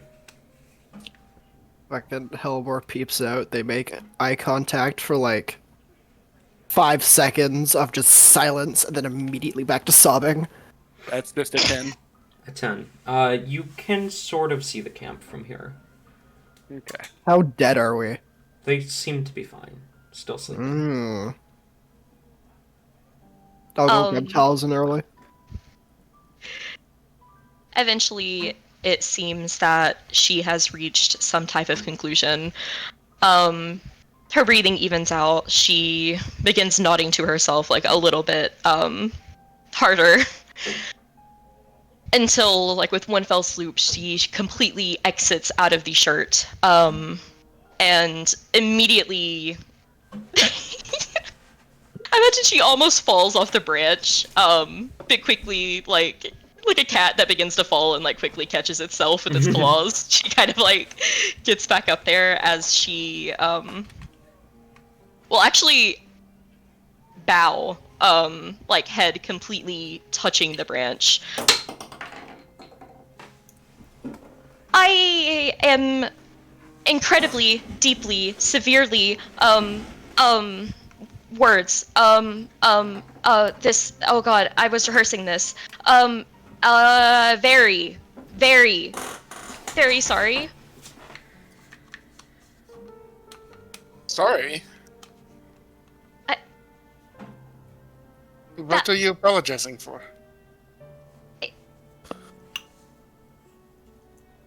Two things. One, I probably shouldn't have followed you. I was intending to help with the traps, but there were no traps, but that's okay. Second of all, that was, quite frankly, I feel like the worst type of person right now. I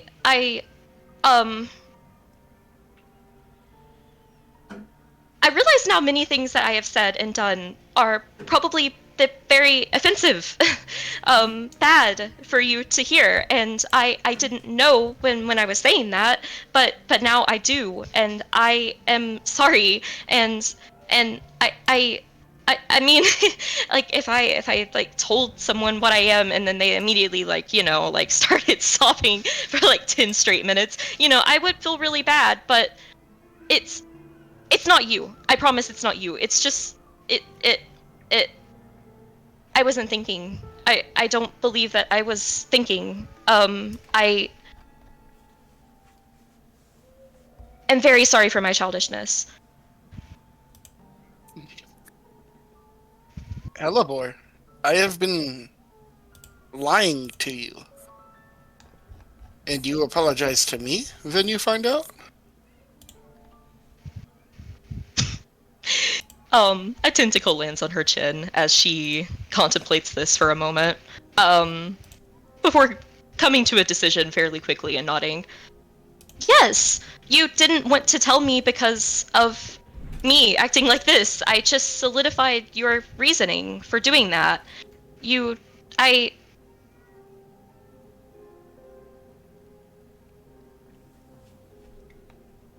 do not dislike you at all.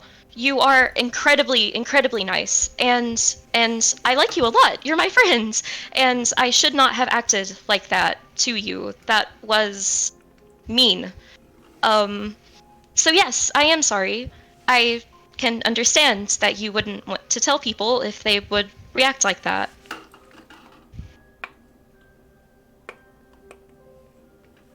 He, chuckles. He just says, you are quite a strange one, you know.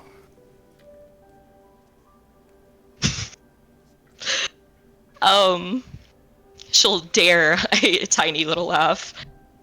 I guess so. I mean, it would have been really mean of me, though, to not like you because of that.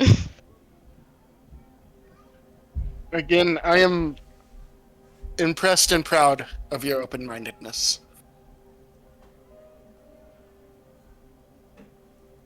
You basically just, like, told a dog good boy with, like, her look.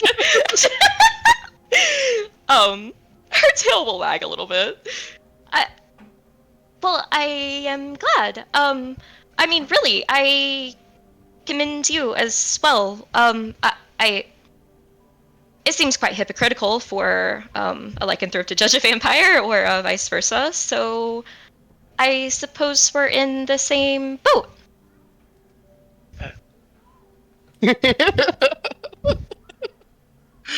I suppose so, yes.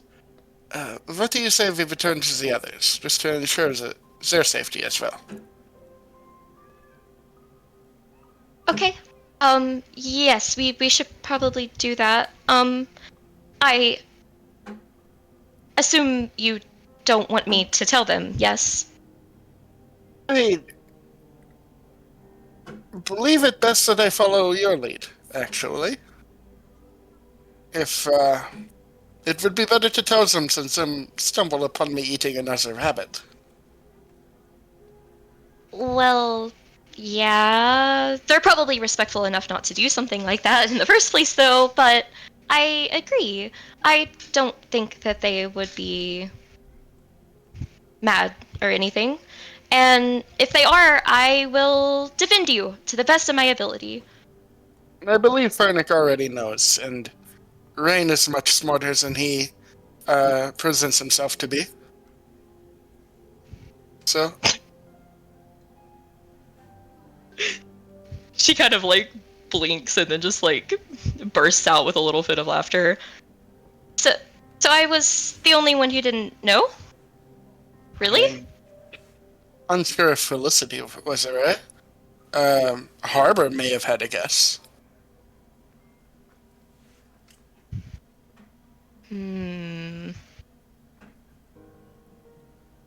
I need to pay. Wait. Like, her brain cells starting to, like, slightly, like, come back. There's, like, a new, like, look of terror, but it's not really directed at Todd as she begins to, like, frantically look around, even though this wouldn't impact the current situation, but you can walk in the sunlight, though. Is that something that they all can do? Some of us can, yes. Some of the more powerful ones. My situation is a little more unique. Sunlight is off-putting, and certainly dangerous in large quantities, but if I'm well covered, I can exist within the sun, fair enough. that. I'm happy for you, but not the others.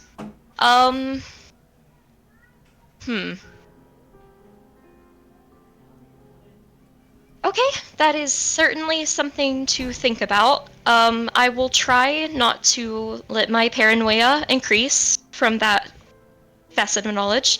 I believe most vampires who have been vampires for any length of time would not even dare to try their hand with the sun. I think we are still correct in the assumptions that on a clear day they will not be following us. Okay. Well, you're the expert, so I will just trust you in this matter, I suppose. She takes a deep breath, and like you can see her like again starting to like psych herself up. Todd, I have a request.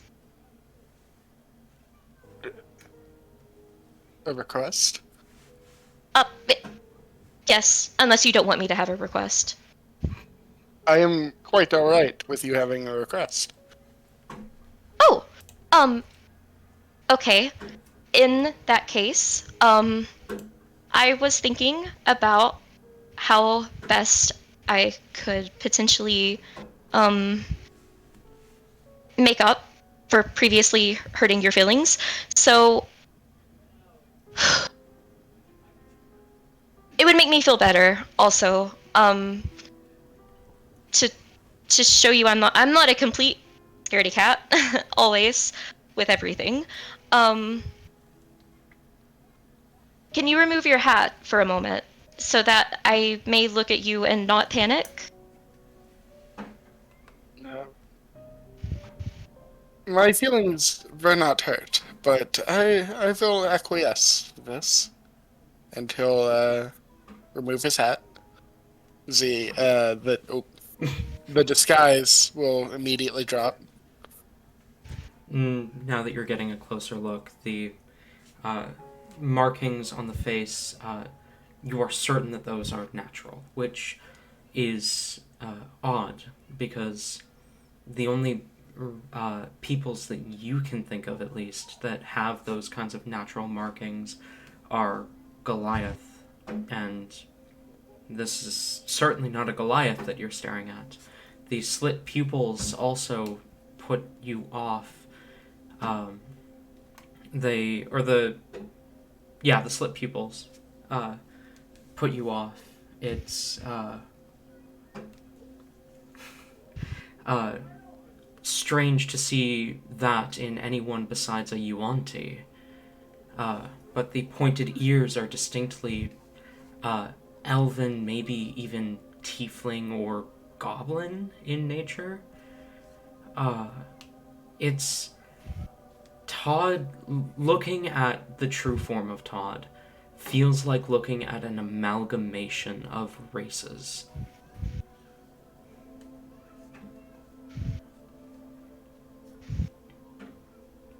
Okay.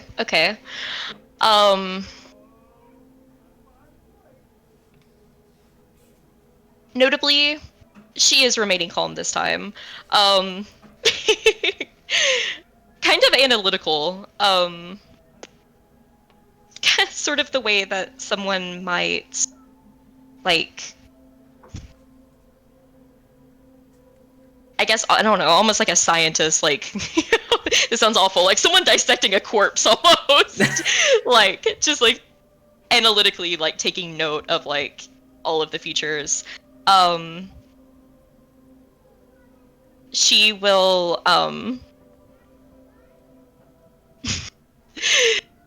all of a sudden she gives like a big, like, giant smile, like showing her rows of quite sharp teeth, and will like dramatically like spread it even wider. Smile. He'll chuckle again and then give a wide grin, displaying his sharp fangs. Again, it seems like she's like making like mental notes of this. But first she'll give a quick nod. Um, she kind of covers her mouth a little bit. It looks like she's trying to like not laugh a little bit. Wow.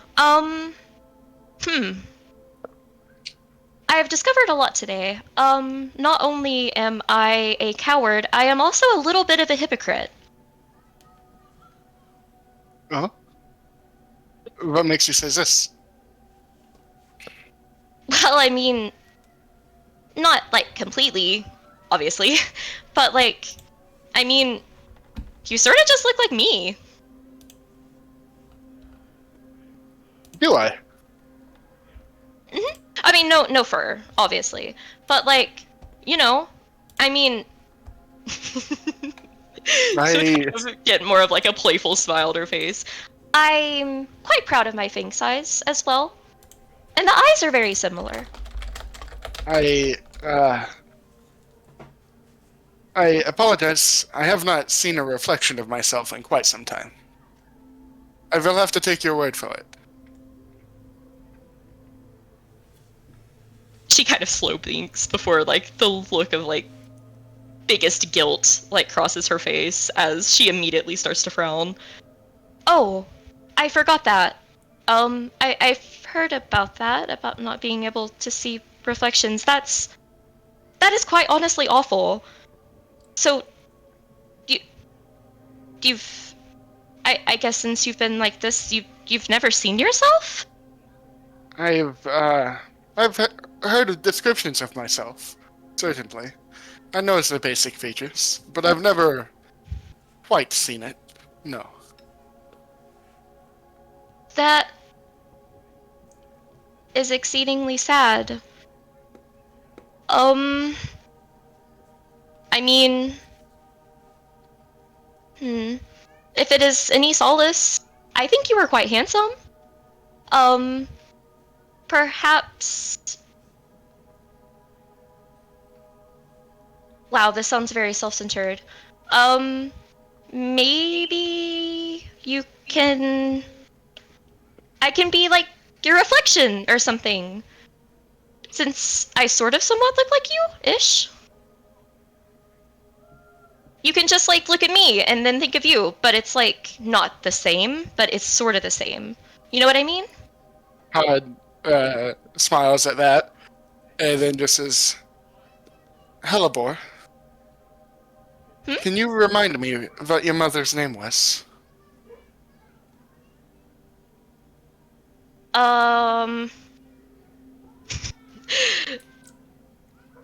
Like an analytical like look as she like tilts her head.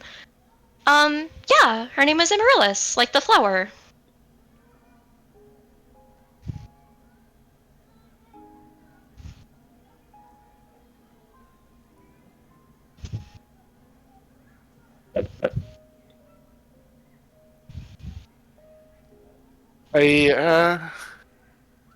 I see.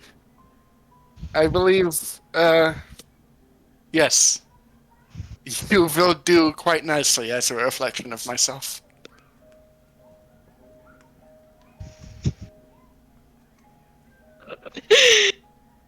If you literally looked up naivety in the dictionary, you just see Hellebore's mug. Like she's just like kind of like completely obviously not getting anything else out of this. She'll just like smile and nod. Yeah.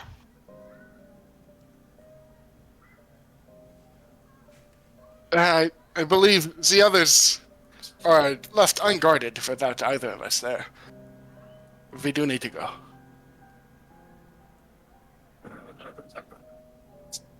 I...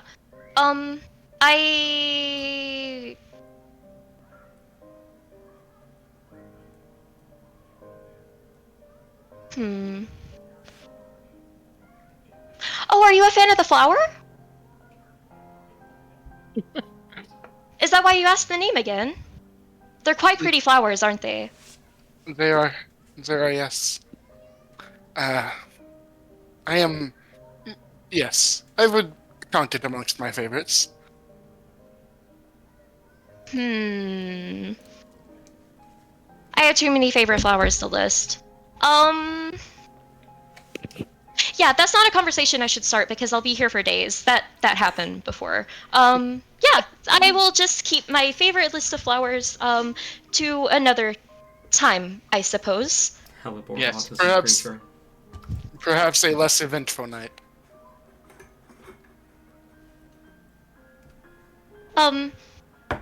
Yes. Did you have anything else, or did you want to return?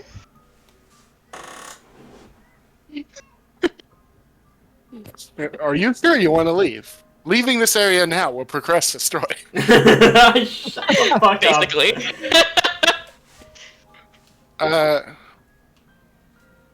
I believe that would do for now. Yes. Okay.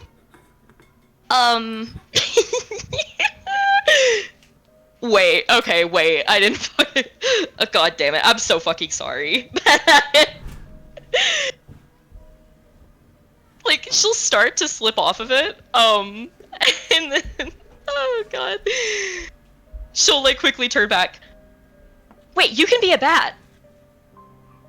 I can. That... I... Wait. That... Is that teachable? It is very difficult to learn. I had a very good teacher. That's like an innate thing, isn't it? It is for vampires, yes. She kind of contemplates before, like, a very annoyed look crosses her face. I've lost count of the years that I have attempted to be a bat. It never works. Not even once. Surely you can master it. You can turn into other animals, yes. Not anything that can fly yet. Yet though, I'm sure it'll happen. Eventually. Hopefully not another 90 years. That would be very, very bad. If I'm understanding her mother correctly, Hellebore's mom would have been able to transform into flying creatures, probably. Oh yeah, for sure. Yeah. So it's something that Hellebore knows is possible with the magics that she is learning.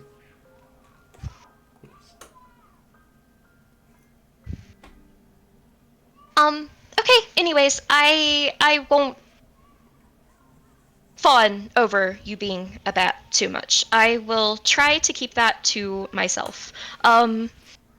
If nothing else, That's you my can use favorite it animal, to- actually. What? Bats are my second favorite animal. I'm quite fond of them. I see. What would your first be? Oh,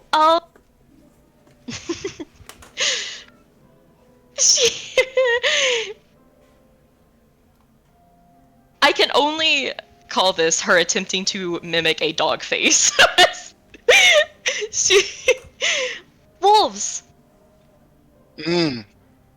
Wolves are quite nice, yes.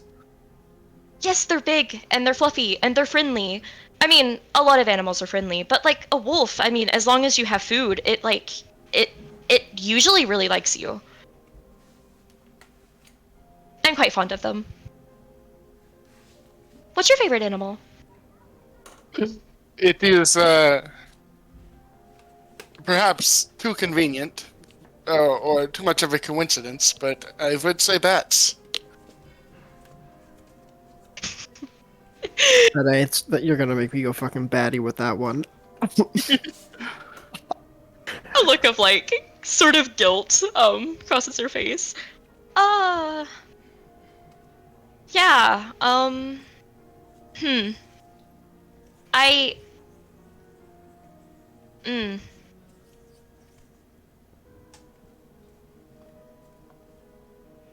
I was actually going to ask everyone what their favorite animals were because I mean these are dire times, and I mean I can transform into some stuff, so I figured I could make everyone happier. But I can't be a bat. But I'm very glad that you can. At least maybe you can turn into a bat to cheer yourself up. I do so often. Well, yeah, I mean, I can't imagine that it would be possible to be sad in the form of a bat. Agreed.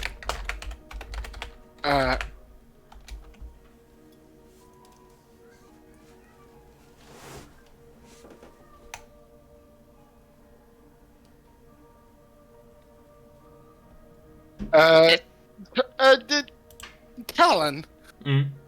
I think we mentioned before, but just to confirm, the turning into a bat thing is something I can do once per long rest, isn't it? Yes. Yeah. So I can't do it to get down off this tree. I have to climb down the old-fashioned way. Let's go. Go ahead and roll athletics for me.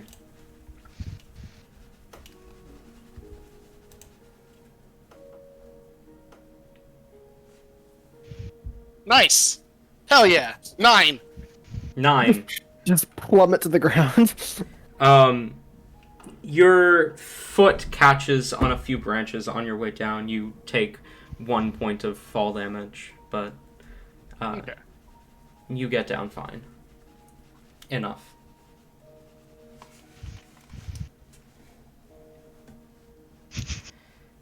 Hellebore will look concerned. Probably offer a hand to like help him get up. Otherwise, camp. All right. Camp. You make your way back to camp. And We do the Batman, the Batman transition. I presume you finish your watch. Yee. No, actually, we go immediately to sleep. Ah, gotcha. Next watch was going to be who again? Rain, I believe. All right. Rain, you are awoken for your watch. Go ahead and roll me a perception check, and Todd, if you would like, you may as well. And Rain, I would like a D100 roll from you. I thought about this, and I think technically I still. I mean, it's up to you. I'm able to get by without sleeping, but I still need 4 hours of like rest.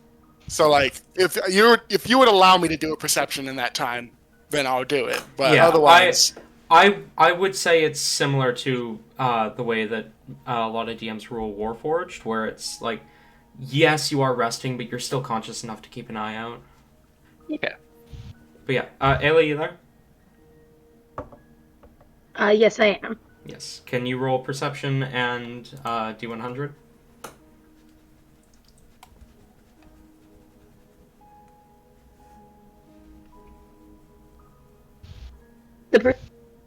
The perception's going to be a 16. Okay. I'm much more attentive. I got a 19. Okay.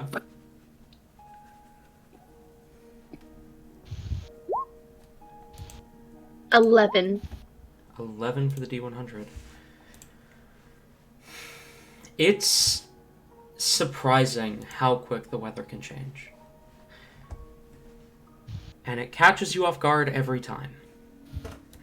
When you awaken for your watch, it is clear skies as far as the eye can see. You can see some clouds off in the distance that are kind of gathered together, but you don't imagine they're going to reach your camp anytime soon. An hour later, the sky is blotted out and snow is falling.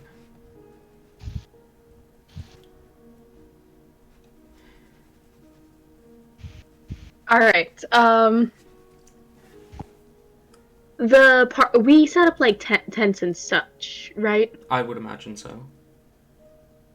Do we have any form of fire going or heat source? As of, Probably. Well, no, probably not, because we're trying to be hidden. yeah, as of now, probably not. Okay. Because I'm just trying to think. The party's probably going to start getting a bit cold. Maybe I should fireball the... Yeah. Yeah, that'll wake us up. That'll wake us up all toasty. Oh yeah. All toasty and warm.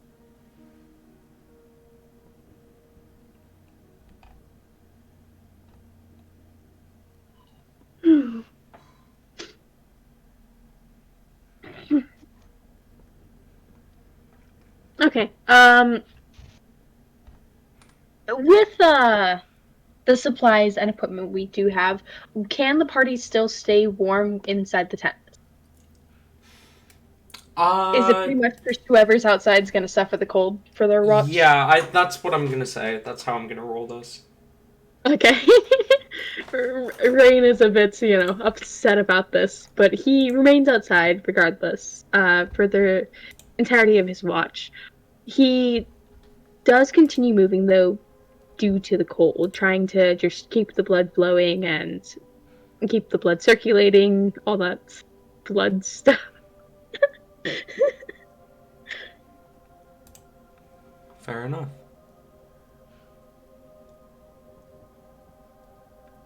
With it raining, not raining. I'm sorry. With rain.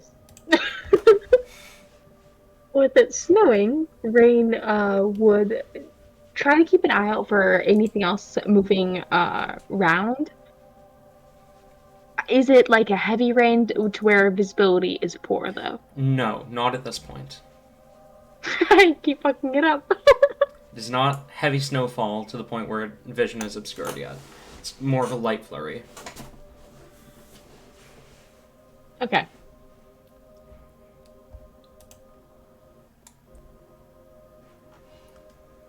Then yeah, Rain will just continue to kind of pace around the camp, probably leaving a trail around the camp due to this. He wouldn't wake up Harbor for his watch, just to let Harbor get that extra rest. Okay.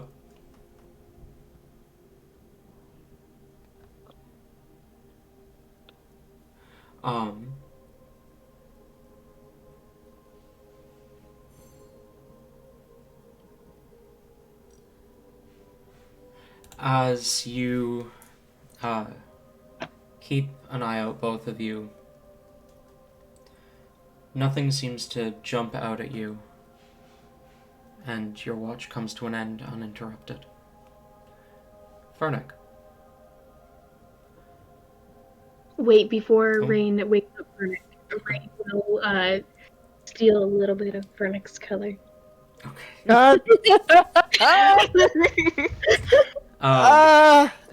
He's so faded. Fernick, roll a perception check and a D100.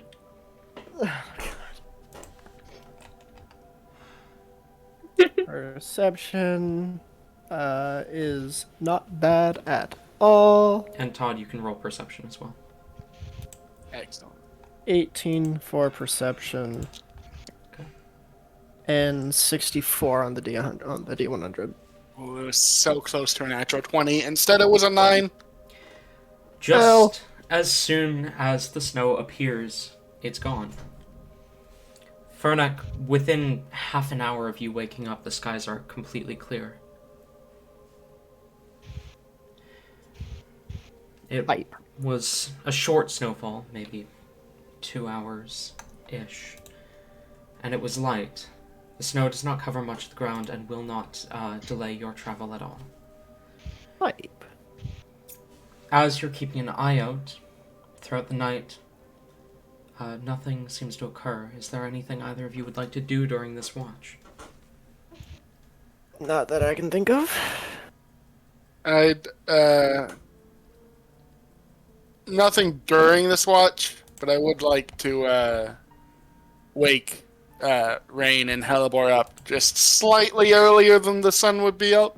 Okay.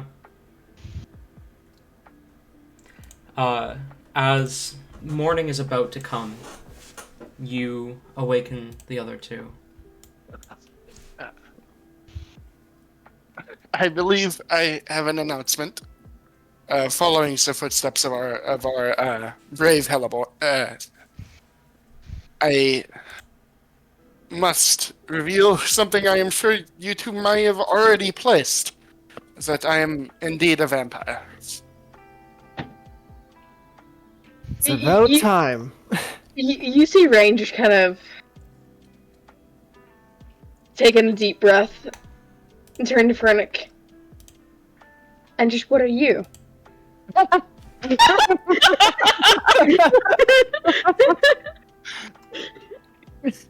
I am not real. He like walks behind a tree and just pretends to not exist. I've been fake this whole time. Woo! He walks back out like very quickly. I did not expect this would cause issues, but just to have it on the table. That is what I am. It's I will about note during this. It's obvious that like something happened because you would expect Hellebore to have a different reaction, but instead, like she's just like supportively, like she'll begin like lightly clapping in the background. Aw, it's adorable. I love Furtick like walks up and gives him a playful like bap to the shoulder. It's about time. Indeed. I believe you made yourself more than trustworthy. Rain, A couple more days of this secret, I might have just exposed you myself. If He gives like a it would playful have been wink. your... Rain will. smiling lightly, Rain will just say, again with what I told Hellebore, you were not exactly necessarily discreet about it. I mean, strange man in the woods, but you were entitled There's- to your secrets, so... There's a reason I was in the woods, and that is because I'm not good at being discreet about it. I love it. Well, To I... ease your minds a little, I do not fiend on humanoids. Strictly beasts. How are you able to go out in the sunlight? My situation is a bit more unique than other vampires. The sun is still unpleasant, and yes, direct sunlight for extended time would likely cause my demise as well. Flip But- tests that, snatches the hat. No. Well, as of now, the moons Whoa, are whoa. still in the sky. No, Yeah. I know.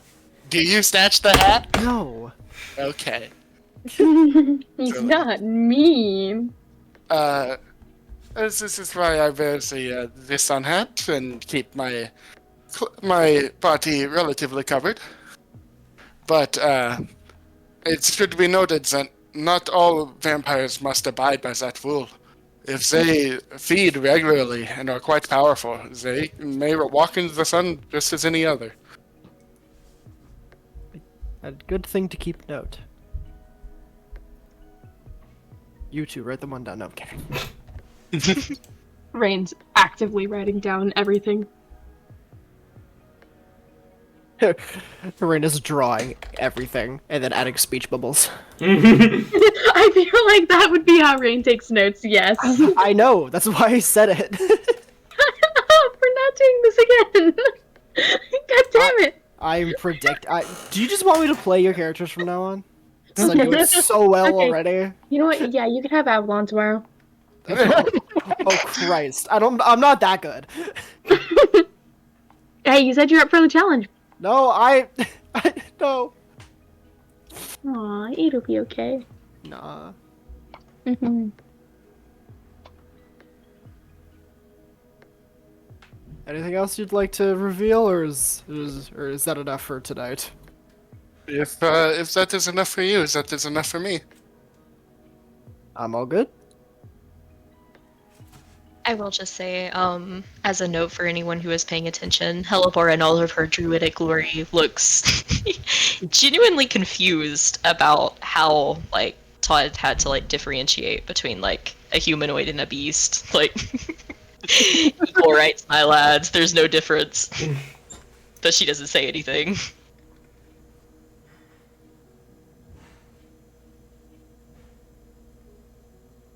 Oh, Alright. there's the guy at the whatever revolts or whatever.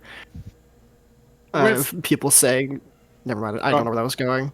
Where was that going? I had a train of thought and it was going, and then it kept derailing and derailing and derailing, and words kept being allergic to me, so I just decided to not. Okay, fair enough. I don't know how to turn my dice. Todd will say, I do not know if Damon is a strong enough vampire to walk in the sun. I was not aware of his vampiric nature until recently. However, I'm quite certain if Morlina is after us, he is powerful enough. Lovely. Lovole.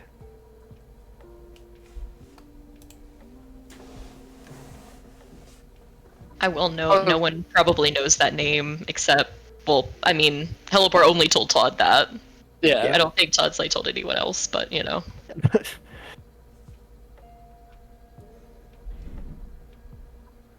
Nah, all vampires know each other.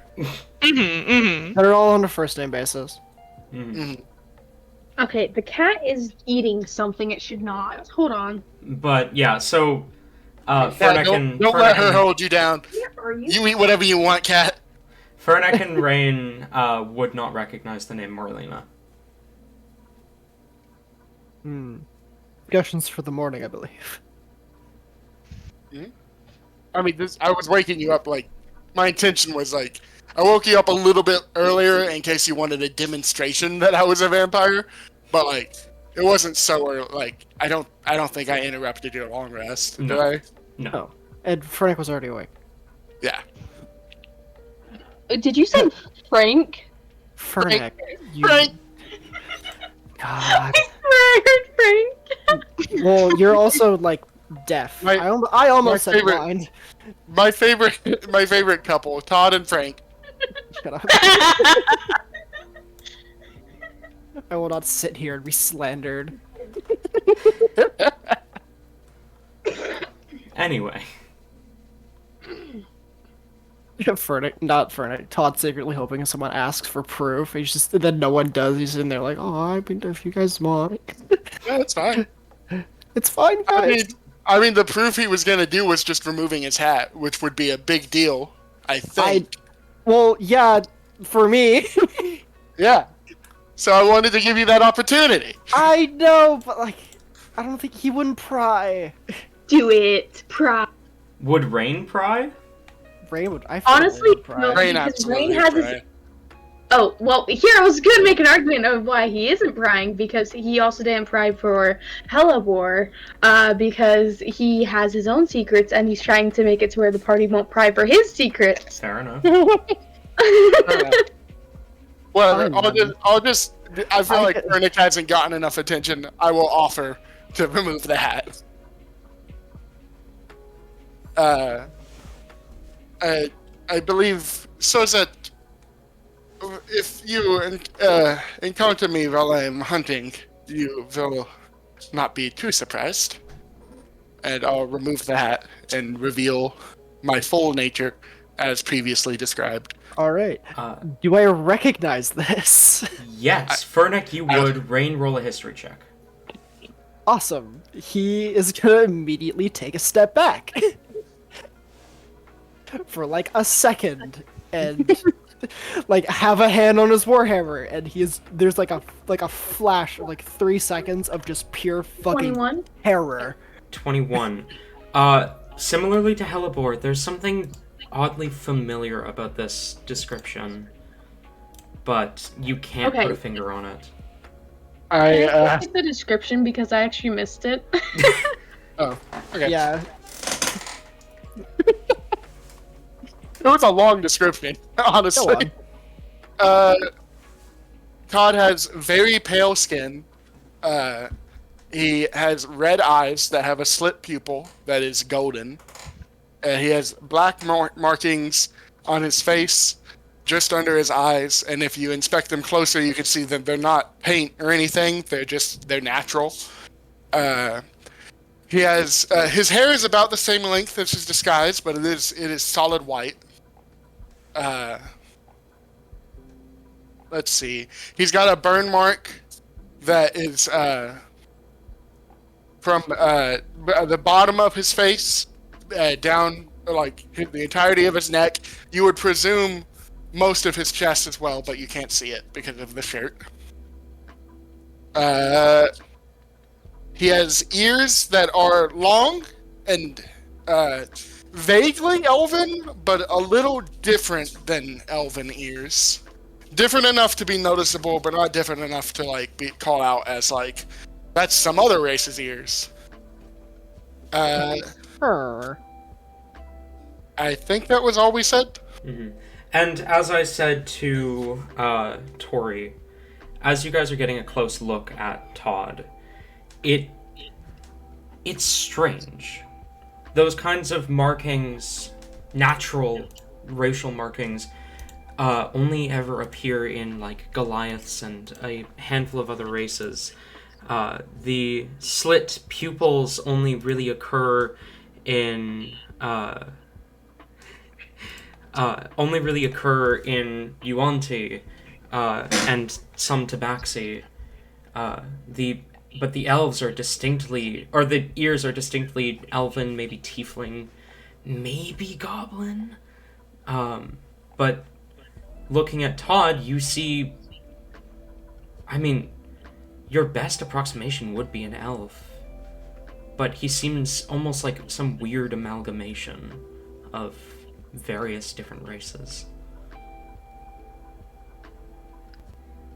Noting Fernix's response, Todd like looks down at his weapon. He doesn't like jump or anything when Fernix responds like this, and says, "I see, Fernix. Is there an issue?"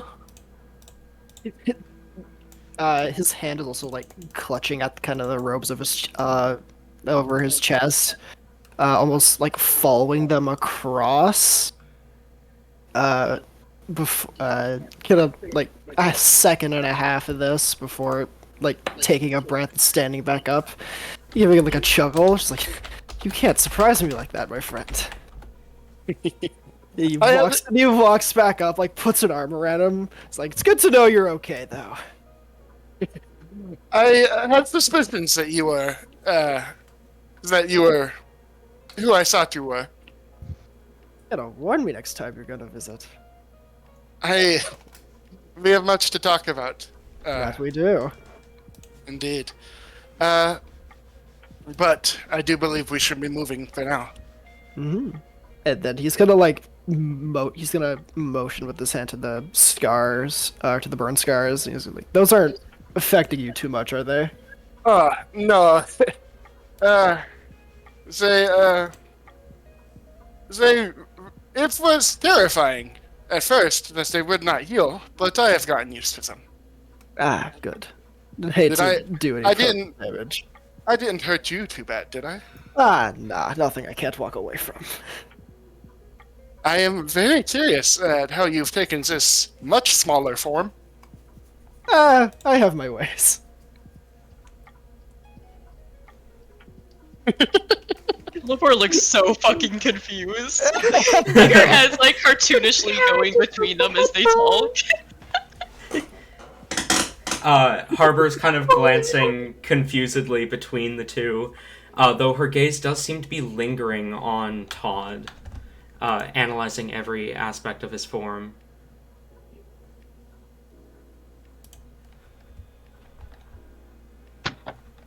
And Rain has passed out, apparently. No, sorry guys, I can't hear. I have to break my headphones. I can hear like barely.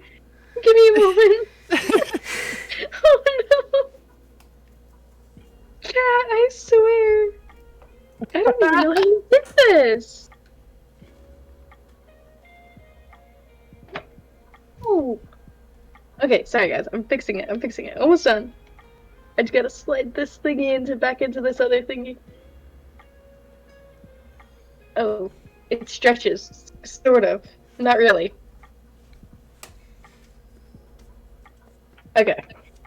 I'm almost done.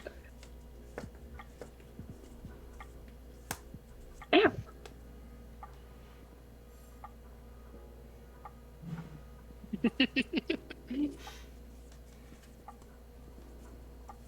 Okay, you know what? We're gonna call that good. We're gonna call that good. What did you say? I'm glad we can call that good.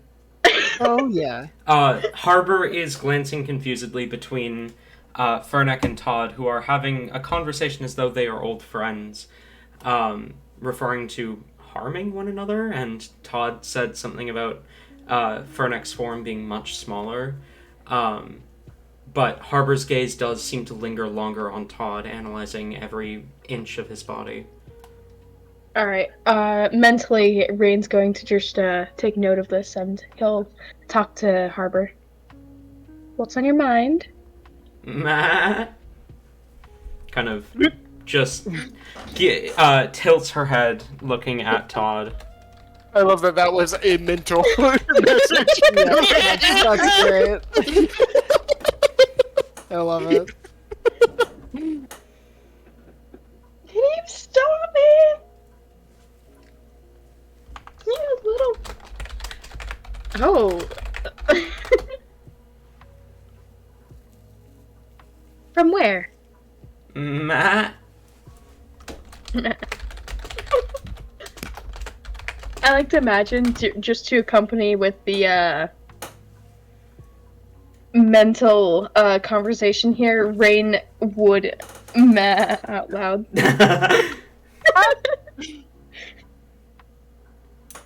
Okay, stop it. I am going to throw you out of the room if you do not stop it. Damn. I love you. Threatening violence, then hitting him with an "I love you." I feel like that's a psychological war tactic. Yeah. War tactic. I don't know. That's a manipulation. That's actually in the Geneva Conventions. You're not allowed to do that one. Well, the cat just slapped me, so I think I got what I deserved. You know me, always quoting the Geneva Convention. Or should I say Geneva suggestion? Hey, hey, hey, tee. The Geneva checklist.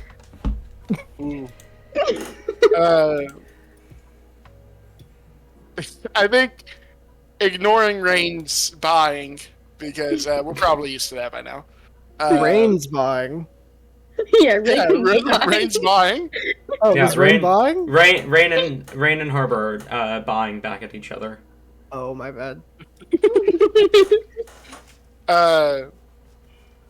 Todd will put his hat back on and then just say, I am curious how you ended up as just a blacksmith and with the name Fernek. You know, it's like furnace, Fernek. Ah, love it. Have to be. You know, I really put the thinking cap on for that one. I see. With that being said, Rain would actually walk up and he'll just say again to Vernick, so what exactly are you? Unfortunately, I can't really give proof of anything I say, so...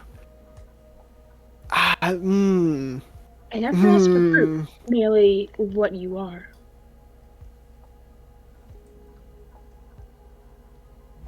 My fucking brain just disconnected from my vocal cords. What? Was No, that what in character? No, that's me being confused with what the fuck I just said. I'm having a small stroke. It's fine. Stop it. You're okay. You're not. Hey, don't go into the closet. I thought you were know what's in consoling me for a second. I was like, oh, no. It's okay! It's okay, Tate! You're okay! Go into the closet. You know what's in there. I believe one reveal a day for now is good enough. Yes. I mean, you reveal something, I reveal something. Like I said, one a day. There's no Well, need tell us, to bro. rush. Yeah, there's no need to rush getting to know each other. I mean, if we only have 24 hours left to live, I think there is. You might. No. Life is short. You shouldn't, Life is short. Do something to a bagel. If anyone remembers what that's quotes from, fuck yeah. I don't. What the fuck? Do something to a bagel? Have you not? Hold on. Tate, what are you doing to bagels? I think the better question should be, what aren't you doing to bagel? What the fuck? I'm eating them. Like you're supposed to. Where is the fucking? Do I have to send the full fucking thing? Gross. Don't worry, I also eat Gross. bagels. Okay, it's in it's gonna be in a compilation here. Lame. Yeah, agreed. Tell us the approximate time. I have no clue. I haven't watched the video in a while. It's Lame. in there somewhere. Oh my god. Okay, I'll watch this later. Yeah, I'm also Wait, going to and where? watch that later. Where'd you post it? It's in Voice Just- of the Voiceless. just send it to Taliesin Monroe as Jaffe well. once said. Yeah, send it to Noodles too, because they're also in chat. There. Hello, Noodles. Hello. Hello. Hello, Monroe. Is Jason still there? I don't see Jason in chat, no. God damn it, Jason. Jason doesn't care enough about our gay dads. Yeah, I gotta thank you, Tate. Very cool though. I don't know why or what. Yeah, from, he was there. Monroe says hi back, by the way. They can't be in chat. Yeah, Jason was in chat for a brief period of time, but then he left. Wait, what's Jason? Okay. Anyway, as the sun begins to crest over the hill, you see Skyla's blush capture the sky before you, as the moons begin to set and Sol begins to rise. Luna being, of course, the last moon to fully disappear beyond the horizon. She's gotta put her sons to bed. As you begin to, I assume, travel north, are you still moving at a fast pace? I would assume. Alright. So, anyone who would like to may roll perception checks with a -5 penalty. As you continue to follow the road. Oh, son of a bitch. Oh. I rolled 17. a natural 20 for a total of 16. Yo, I rolled a I natural rolled- 20 for a total of fucking 17. I rolled a natural 11 for a total of 7. 7 and 11. Natural 16 for a total of 11. You have a +0 to perception? What? You said a natural 16 for a total of 11. Because it's a -5. But yeah, you still had your perception bonus. But, It's d20 plus your perception -5. I never said anything erase like the last 20 seconds out of your minds.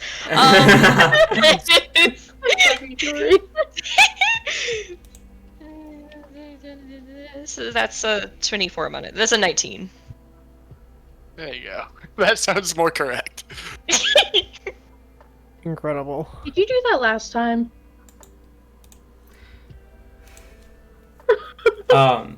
So, what is your perception check then, Hellebore? 19. 19, okay. As you guys begin to travel, Todd, roll me a d100. Oh boy, oh boy. That's an 18. 18. Does not seem like the weather can decide what it wants to be. As you begin to travel, the snow returns. A light flurry. Snowball fight. Not thick enough for a snowball fight yet. Descending down towards the ground. Setting a light white blanket over the area around you as you travel northwards. As you get to about this point, Hellebore, you said you had a 19? Yes. And Fernek was a 17? Yes. And Todd was a 16. Correct. Yo. The three of you notice what appears to be many sets of humanoid footsteps that come from the beach where you can see there is a boat sitting there come to the path, and then ahead you can see they head straight up towards a bridge up ahead. Hype.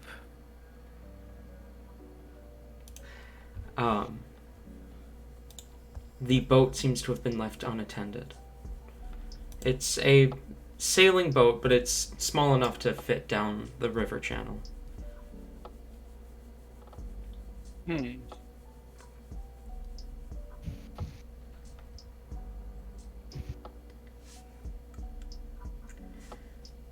Alright, let's steal him.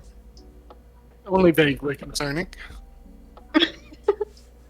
Well, isn't that the ship Hellebore saw? That he didn't tell any of us about. I know. I know. I'm just saying. We I should feel like Hellebore is just like, Come yeah, it's just people sailing around. I mean, just Who gives a fuck? if anyone points it out though, like she'll mention that she saw like people. I don't Oh, know. I imagine whatever I said, I forgot what it was in character. I don't remember what you said. It was The like unsettling or something. that's only slightly concerning, I think. Yeah. Alright. In that case, Hellebore will speak up. Oh yeah, I saw that last night. There were people getting off of a boat. Is it unsettling? I thought they were just sailing around. It is quite possible that these are just normal people, but it is also possible that these are pursuers trying to cut us off. Then let's take the boats and get out of here. That is not a bad idea. Now, how far away from the boats are we? At this point, you're not that far. It's like 20, 30 feet. We should probably keep an eye out for anyone keeping an eye on the boats, though. Yes. There's also the possibility that these are just fishermen. This is very true. Though I'm not opposed to checking out the boats. So if we wish to go see what's happening, Yeah. we may. Let's go see the boats before we make any decisions. Okay. Or before we do anything rash. You approach the boat. I cast fireball at the boat. Ah, damn. There goes that plot hook. I fucking the form breaks down. Furtick reveals fully. I kill everyone. Damn. Shit. I start my whole facade again. As you approach the boat, you can see the wood is painted black, and you can see a name written on it in white letters, reading out the cursed vessel. That seems pretty vampire. It's called what? Sorry. It's called the cursed vessel. Ah. Started to think. In maybe what we don't language? Take this boat. In common. Rain doesn't read common, so. Um, I'm joking. Starting to think maybe we don't take this one, considering it's cursed. there is, however, something odd about it. Drawn in the same white paint beneath the name is a symbol. Can I have all of you, except for Todd, roll a religion check?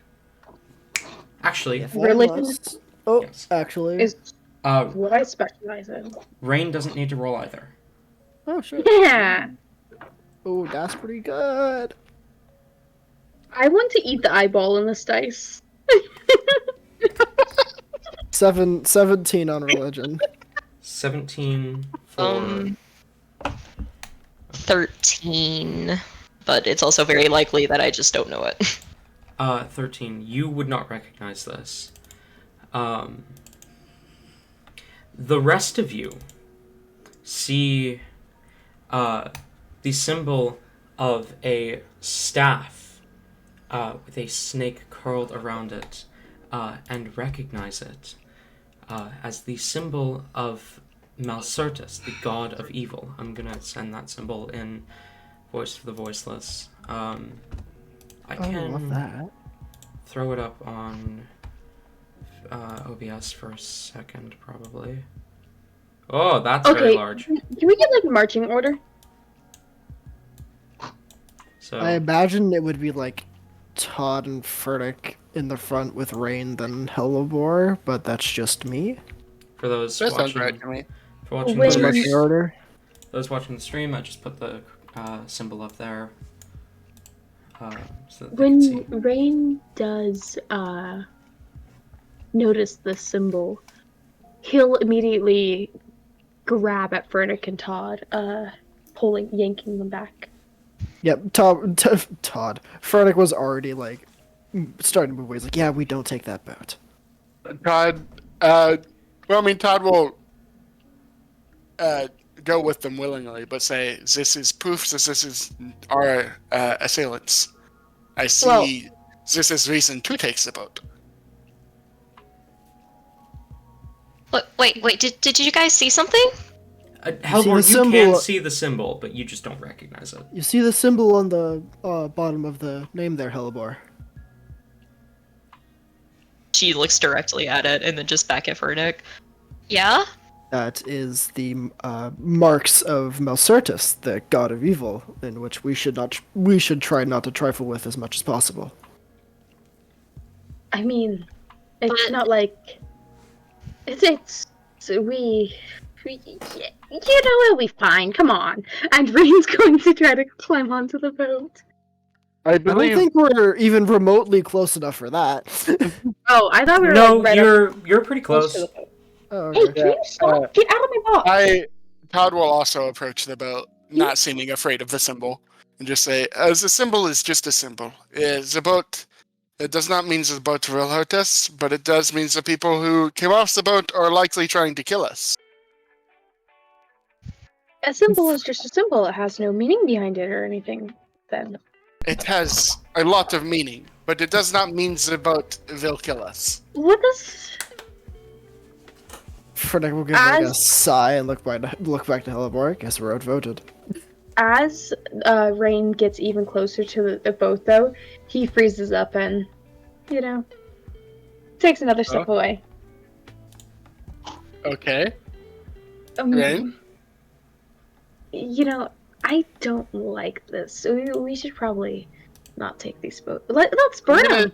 I'm gonna Like, we divine can- sense. Yeah, as am I actually. Both of you throw up Divine Sense, and nothing pings that you wouldn't expect to ping. Okay. Obviously, Cat, to Furnick, Todd pings, but otherwise, there's no Divine Sense that comes off this boat. Todd, you got me on it as well. Todd, not Furnick, will shrug and say, "It appears I am the one that is outvoted." Well, I don't definitely- think there's anything wrong with taking it. I mean, it's just a symbol, right? I mean, well, thinking of it logically, our two choices, it seems, are take the boats or head into town where we've watched footprints of them going. all right. You make a fair point. Besides, maybe the boat will have information. Maybe the boat's a mimic. We'll never know. Maybe the boat has information. Rain will go to board the boat. How do you plan to board the boat? What kind of well, boat is it? As I mentioned, it seems to be like a sailing boat, but it's like a smaller sailing boat. It's a frigate. I guess like a fishing boat would be a good descriptor of it. seeing as Does it have any like ladders or anything? No, there is room for a like a plank to be lowered, but you do not see a plank anywhere. Wait, is it tied off to anything? No, it is like pushed up onto shore. Oh, okay. Hmm. There's no dock here. Yeah. Okay. Hellebore, with your 19, as you get closer to the boat, you kind of look back towards the bridge. Despite the fact that you know for a fact you saw the boat come out of that river channel, there is no way this boat would fit under that bridge. Whoa, deja vu. The feeling that you've been in this place before. Okay. Noticing that, then, she'll kind of just point back to the bridge. I don't think we would be able to fit it, though, if we were to go up the river. There is the other river that goes around between the mountains and forest that you could definitely fit it through because there's no bridge, but... Okay, never mind. Never mind. She's not dumb. She You don't need to roll a stupid check. will. She will point that out though, and at least say, I'm guessing that they definitely did head that way though, and that's why they got off the boat because it wouldn't fit. Hmm.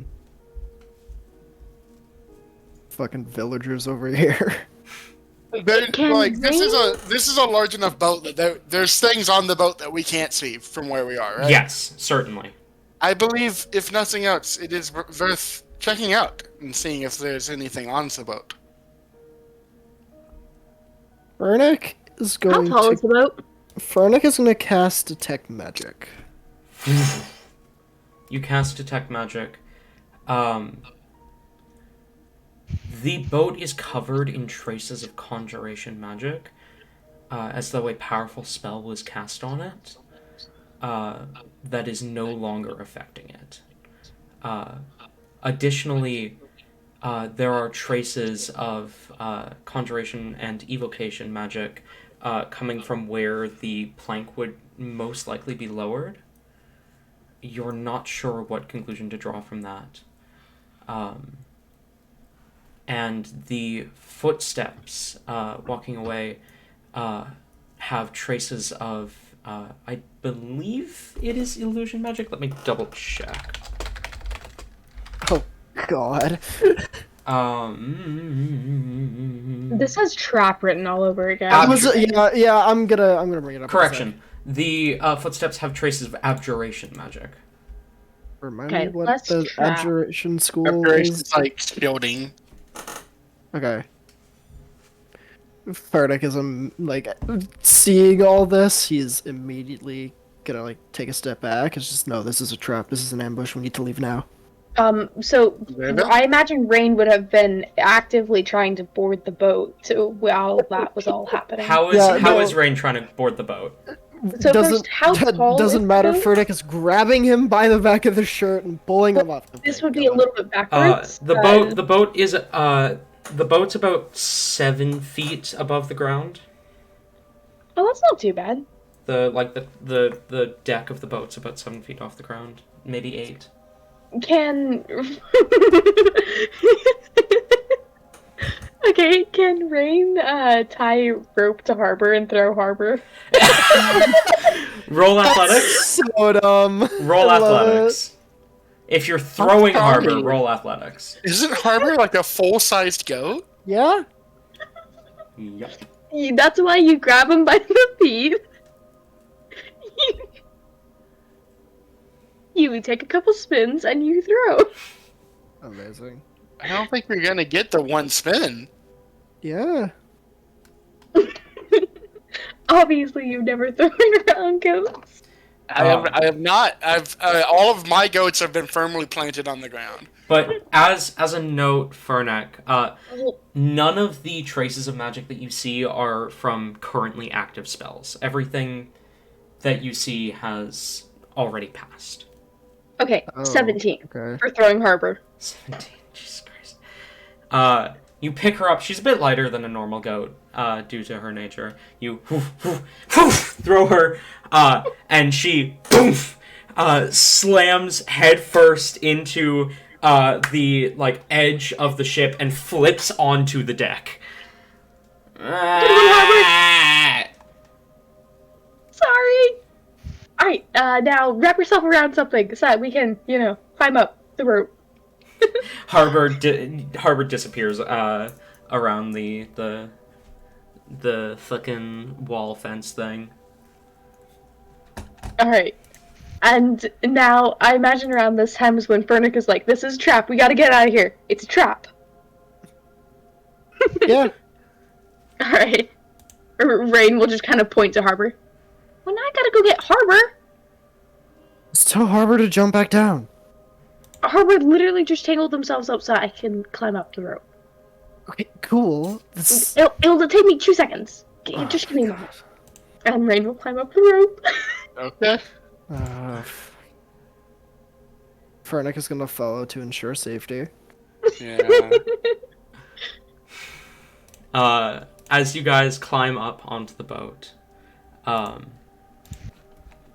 the deck is also painted black. You can see strange designs of white and red and green as well all over the ship. Interestingly enough, the deck boards are spaced just enough that you can see below deck, and light can shine through. You see the captain's quarters door is open, and it's a small ship. It's not massive by any means, but it's a lot bigger than you realized it was. It's bigger than a fishing boat. This is honestly probably a seaworthy vessel. Anything new that detect magic is pinging up now that I'm up here, or not? Now that you're up here with detect magic, you do not get anything yet. Oh, yet.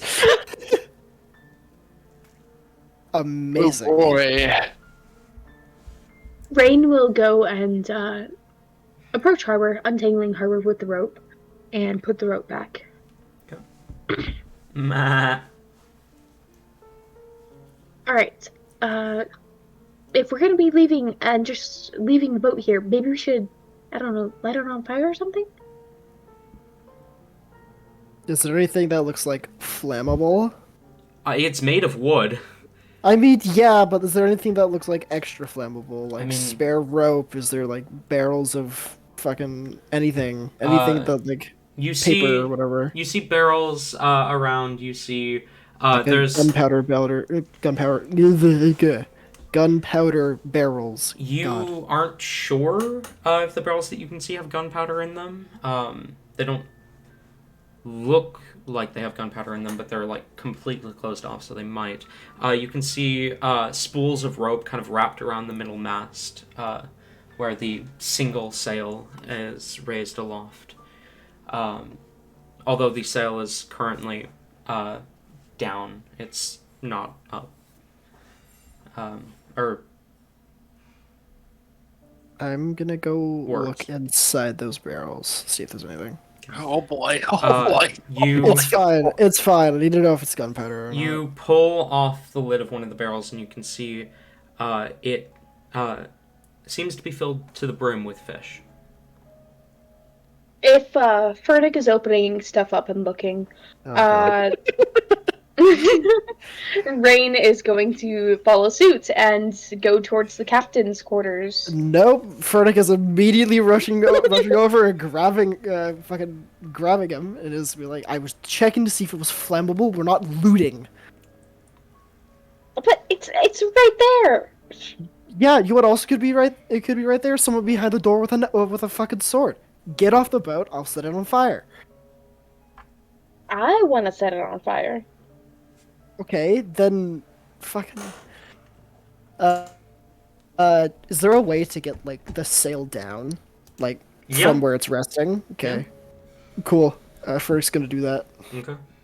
and then, fucking, I don't know. Just like lay it out or wrap it kind of around the bottom of the mast, and then, fire breath the fabric. Okay. It immediately lights up. One note as you bring the sail down, the fabric is black, and you can see painted in white that same symbol on the sail as you light it aflame.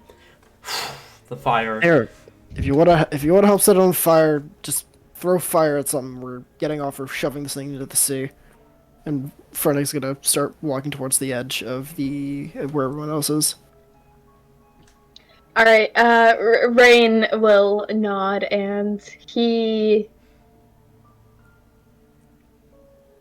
I'm sorry, Tate. I'm sorry. God, if fucking Rain makes any movement to the captain's quarters, Frennic is fucking grabbing him and moving off. Sorry, the cat is underneath the desk, attacking my feet right now. They don't agree with my action. Yeah, if Rain does anything that isn't lighting the ship on fire, Frennic's grabbing him and we're leaving. Okay, Rain is going to pull out. I imagine like Rain is intelligent when it comes to this. He no dumb checks here. He is going to pull out a torch and he approaches to where the captain's quarter is near, and he's going to just like try to slam open the door to check, see if there are any books, any logs, anything. As I mentioned, the captain's quarters door is already open. Cool. Well. Looking, Then Frennic is gonna walk over and go to grab him. looking inside, you can see a book closed, with what appears to be a feather pen sticking out of it on the desk in the center of the captain's quarters. And you can see a small bookshelf with all just black covered books. None of the covers seem to have any words or symbols or anything on them. They are just black. Frennic, Rain, are you letting Frennic grab you? Rain's gonna try to make it to the book on the desk before. Okay. Or just, and he'll be like, wait, we can use these. It's already on fire. It's gonna burn. Let's go. Alright, it will take me literally 2 seconds. I don't care, and I'm grabbing him. Roll athletics, Rain, roll acrobatics, or athletics. Natural 20. Total While of 24. This is occurring and they are distracted. Hellebore, wishing to find information about the assailants, Is actually going to take this opportunity to slip in and try to get the books. God damn! Wait, you said 24? Yeah. Okay, I also rolled a 24. God fucking... Rain slips out of your grasp. Alright, what is Hellebore doing then? Or did Hellebore sneak in before this, or? Hellebore, roll a stealth check real quick as you're slipping in. Okay. Actually, fuck it. I'm literally gonna pass without trace this. Oh, Okay. God. God. Alright. You people are the worst.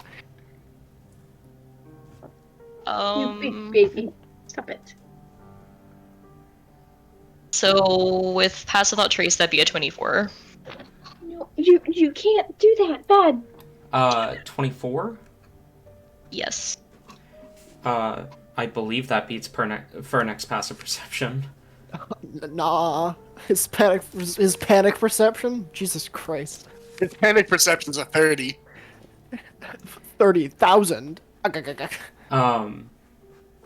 Easily enough, you slip in, you grab the book, and you can also see, now that you're, like, right there, there seems to be a little lockbox sitting next to it on the counter. You don't, or not on the counter, on the desk. You don't see any keys anywhere, and it does appear to be locked. Is this like a grabbable lockbox? Yeah, it's small enough that you could pocket it.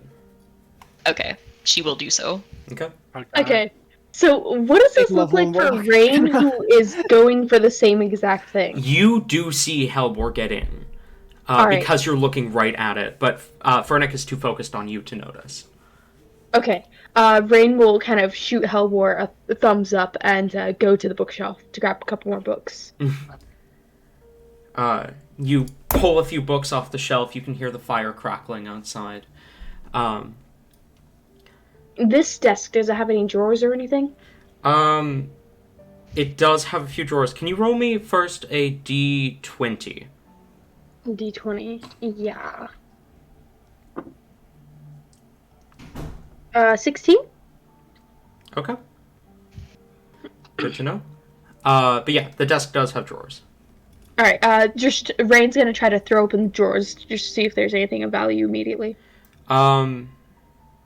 There's a few what seems to be ledgers. You notice an inkwell and a quill. And you try and pull open the third drawer, and it's just locked. It doesn't budge. Okay, so important stuff is probably in that. Can he try to, like, quickly firebolt it? Oh my god. Fernick, are you trying to grab him Yes. again? Yeah, okay. Yes. Before you firebolt, athletics versus acrobatics again. Oh, I broke my thing. Oh, that's not nearly as good. Well, then, wait, no, 20. I misjudged the amount. Yeah, 14. It's off 20. Rain, slippery as ever. You're trying to grapple a rogue, dude. Yeah, I know. Rain, Cut me slippery some as slack. ever. Avoids your grasp. Rain, go ahead and roll just roll me damage, actually, for the firebolt. Bet.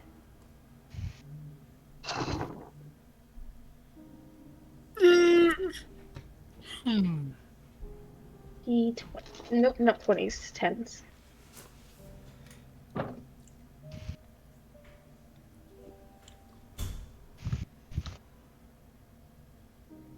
That's gonna be 15 points of damage.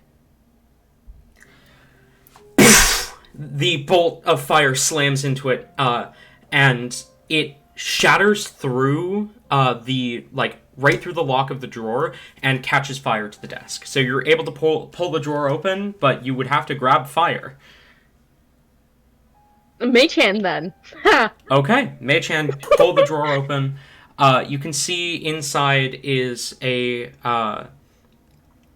pair of what appear to be jewelry boxes. Scooping those up and we're dashing out. Okay. It's a lot longer than 2 seconds, both of you. Hey, it's 2 seconds in my book. Fernick, as a note, both of these boxes radiate abjuration magic. Okay. Both the ones that Rain grabs. Cool. And then you guess we all got off then? I was worried for a moment you were gonna say like there were books in there that I had catch fire. I'd like to note that while all of this is happening, Todd is just on deck, watching his allies scramble like this, trying to make sure no one else like sneaks on board while we're distracted. You don't see anyone approach while this is happening.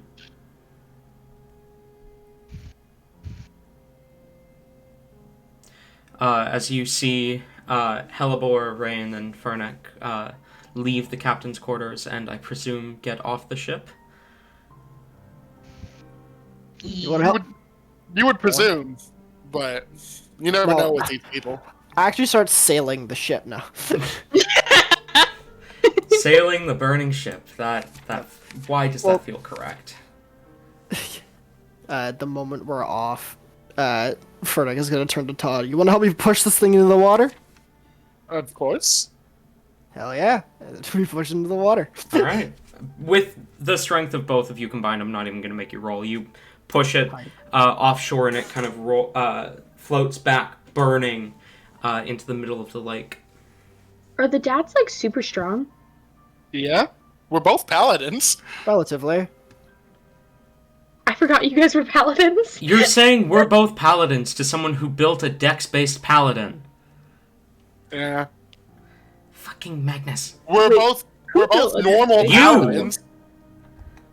I've built a dex-based paladin too. The first time you've seen me play D&D, I was a dex-based paladin. I built Fernick a bit wrong, so Wait. I might, like, I don't know, I've been wanting to respec him a bit because my dumbass was like, Charisma caster, buff charisma, forgetting that he's a fucking marshal.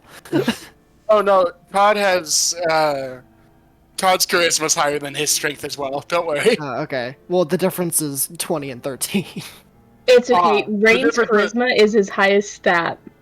The difference for Todd is 20 and 18. So Mhm. If you want to talk about respecking Fernick, we can talk about that too. Okay, yeah. Later. No, I went for for building him. I went warlock mode for some fucking reason. we are one charismatic party. Goddamn. Oh yeah. Rain I and need to build. I need to bring that charisma down a bit and buff up that strength. But you guys skedaddle off the boat. We skidoo. You return to the road and continue your travels, I presume? Mm-hmm. Be careful opening those boxes, Along the- Rain. They've got magic coating them, so I doubt they'll open easier. Thank you. And Rain's actually going to use this opportunity to skedaddle up next to Hellebore, and he'll just say, "All right, what'd you find?" Fernick's just gonna like sigh begrudgingly and put his head in his hands. I imagine like Hellebore's like the good kid, where like if she does anything, it's so fucking obvious. Like she's just been kind of like Yeah, just nervously like eyeing around, like. mutters under his breath. Just, oh, this. I'm so happy my kids are older.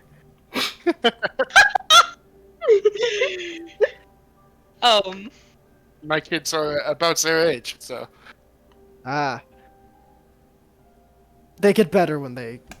No. I'm not gonna quote my dad. I'm not gonna do that.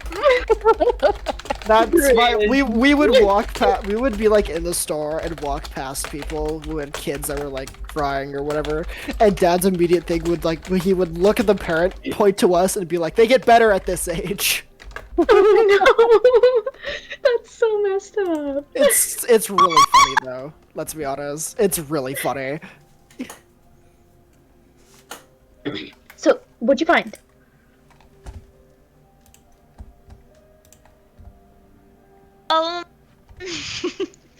She will finally like dare to like bring what she has like to the light. I just got that one main book and then the lockbox, right? Yes. Because that's Okay. all you went for. Okay. She with a little bit of a sneaky grin, she'll lift the book out, and kind of like huddle up next to Rain, like flipping it open. I found this. It was like the most interesting looking book, I think. Oh, you definitely got the best book. You flip it open? Yes. Yes. Do you flip it boy. open to the Fuck. page marked by the quill? Or do you just flip it open to the first page? I feel like if it has the quill in it, she'll probably like almost absentmindedly, like she'll go to that page to kind of remove the quill and then probably go back to the beginning. But she's gonna see what is ever on the quill page. As you Rain is open, looking over her shoulder. as you open the book to the quill page, you can see it reads almost like a diary entry. As the 2 pages that you see read, Day 372. Our hunt for the lost ones have yielded no results. Still. Don't bite me. However, I have succeeded in an attempt to locate the tiefling. He is, unfortunately, far from my current position. Day 368. I have encountered the tiefling. Unfortunately, he was surrounded by too many guards, and I was not able to recapture him and return him. Day 369. I discovered that the goblin was buried. But when I went to the grave site, there was no body. Day 370. I have finally located the half-elf. I will track him down. Day 371. I have traveled south towards the Flasno Forest, where I intend to ambush the half-elf and his companions. Utilizing conjuration magic makes our travels much, much easier. This will be the last day of freedom for Raynor Glaw Defnan. Of that I am certain.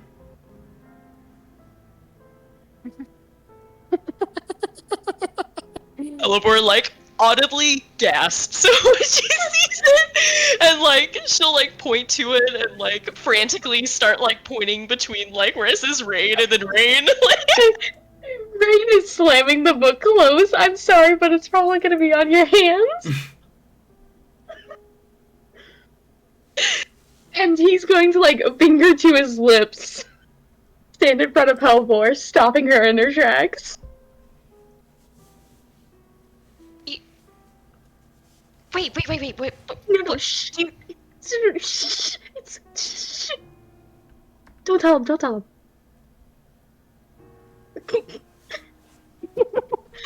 Wait, I like blacked out. What did it say?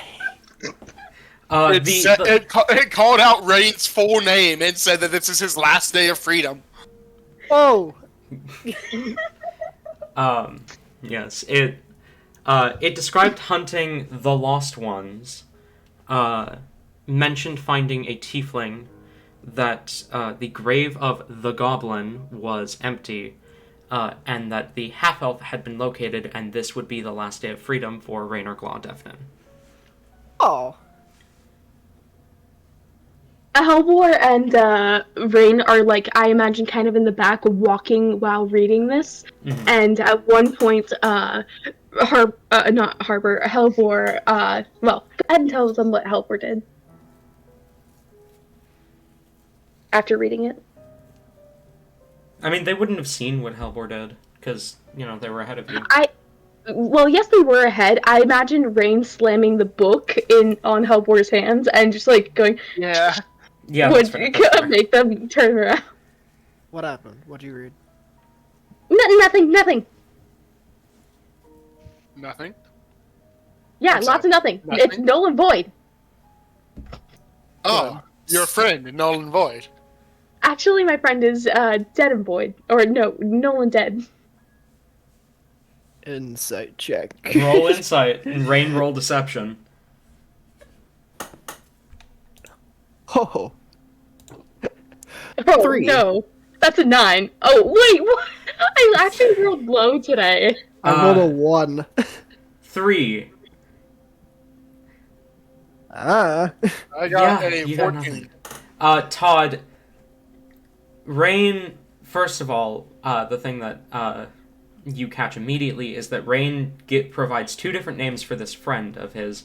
But second of all, he seems to be panicking over whatever he saw in the book, and you know that he was looking at it for a decent bit of time, so if it was empty, the panic would have already happened if he was panicking over it being empty. Yeah, completely ignoring Rain, I look at Hellebore and say, what was in the book? No. Shh. Rain will kind of make the shushy motion with his mouth again.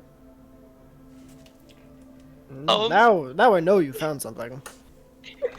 You just see her sort of, like, shrink down, like, further and further, as she, like, desperately looks between them. It's like when you're interrogating the younger sibling. Yeah, that's exactly what this is. I mean, really, this party is just found family at its finest. She will actually walk up to Rain, and kind of, like, draw them closer, like, whispering, Okay, if you expect me not to tell them about you being hunted and endangered, then I need a reason. Why would we not? If you're, like, if we're gonna be attacked, they need to know. Well, they might ask questions that I don't know if I can answer the questions.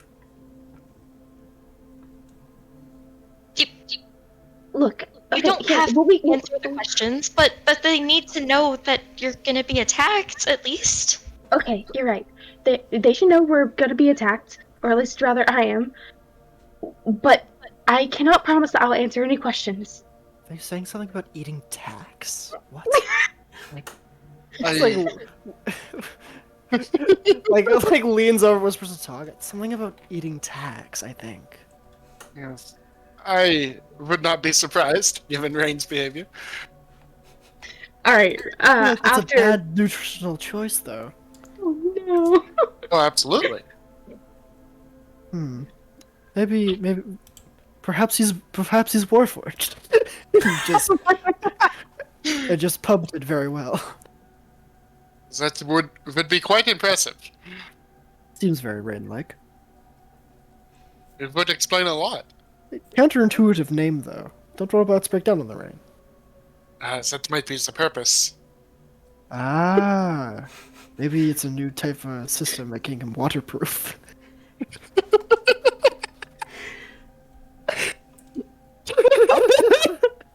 Rain's canonically a Warforged. Got it. They're taking very long. After a little bit of whispering between Hellebore and Rain, I imagine Rain would kind of peeking over his shoulder every now and then would stand up straight. Every time he peeked over, Ferna gave like a little wave. That's a lot of Alright. conversation over nothing. Yep, Alright, you win, Hellebore. We can tell him. I promise not to be mad.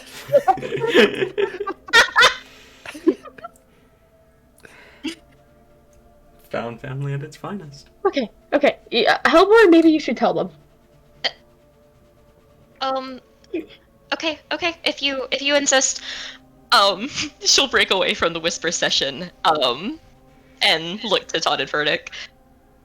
Okay, so someone is planning on killing Rain, but he doesn't want to say any details about it. It's just gonna happen soon. It's not necessarily killing. It's more so I don't know if they need to be dead or alive. If I Ferdic does like the rock eyebrow raise. okay, Todd's gonna think back. Do I know anyone else that would use the symbol of Malcertus? No, not that you can think of besides the obvious. I mean, there's like cult worshippers who worship Malcertus and the other gods of evil, but not anyone of importance that you can think of. Huh.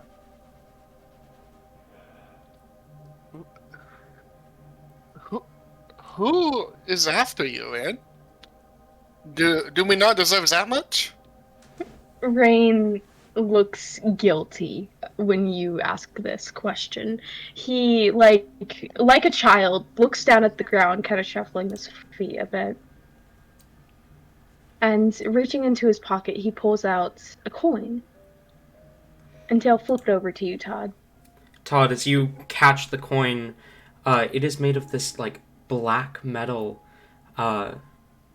which is eerily familiar to you. This is the same metal that that one sword was made from. The one from the start of all the shit that happened to Todd. Okay. Which you know to be an extremely rare metal. Although, yes, accessible, not easy to come by, and for someone to just be carrying a coin made of it is unheard of. It's the strongest weapon-making material in the world. You've never even thought that anyone would consider to make anything other than weapons, armor, and shields from it. But the thing that confuses you more is that one side of this coin has a head carved into it that looks very similar to modern depictions of Malcertus, and the other side has the symbol of the snake wrapped around the staff. Would I be able to notice the material from looking at it as well, or? Yes, Fernick, roll a history check for me. Wahoo! Todd catches the coin and looks it over and is like taking it back, and then would, seeing as Fernick is a blacksmith, would hand it to Fernick. Oh yeah, Fernick, we'll take it. Kind Yeah. of mull it over in You know his what? hand. Given Fernick's career and history, go ahead and roll at advantage. Hype. Good, Where because did- that roll was really fucking bad.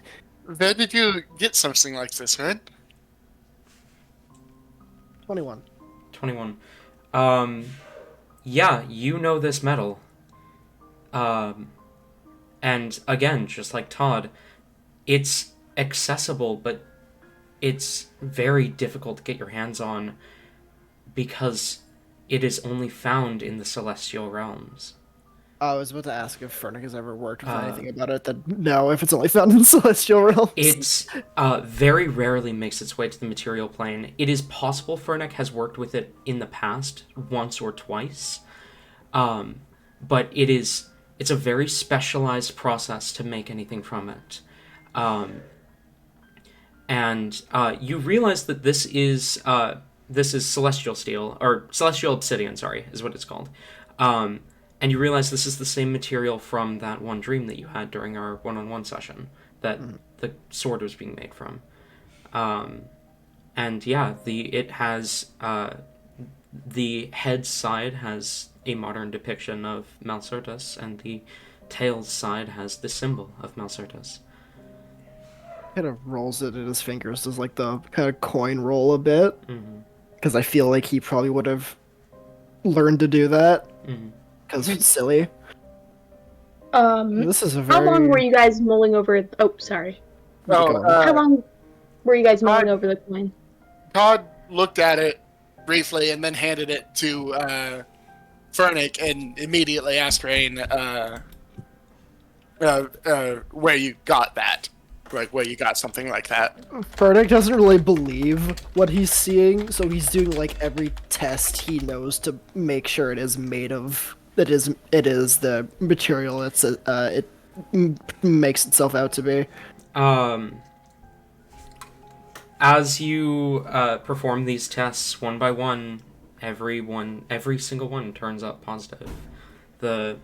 It tastes the same, feels the same. You run your fingers along it, and you can feel the very slight imperfections that are so commonly in the exact same patterns, no matter what is being made from this material, and those patterns are there, and it's like every test you do,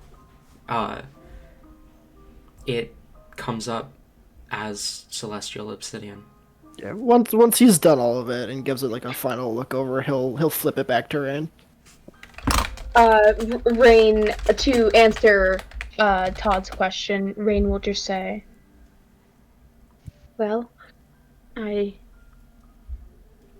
kind of stole it, I guess. I mean, I would assume this This- material is extremely hard to come by just on its own. Who did you steal this from? Is this why they want you? I don't Fernick, think it... Fernick's gonna tap Todd on the back, and it's like, I believe we were told Rain didn't want to go too heavily into detail. Now, I believe that was Todd Rain- looks at Fernick like a little, like, not shocked, but like his composure is a little off, and then seeing Fernick and hearing him will calm him down and just say, "Yes, I believe you did. My apologies." This is a discussion we can have later when we're sure we're not going to get jumped and ambushed at any second.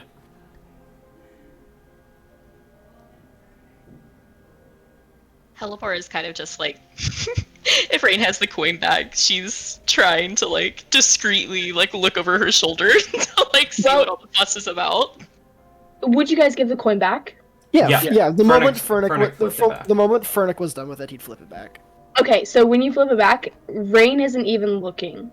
He's kind of pale and he's shaking a little bit, and he's got his hand down, probably on Harbor, just petting Harbor slightly.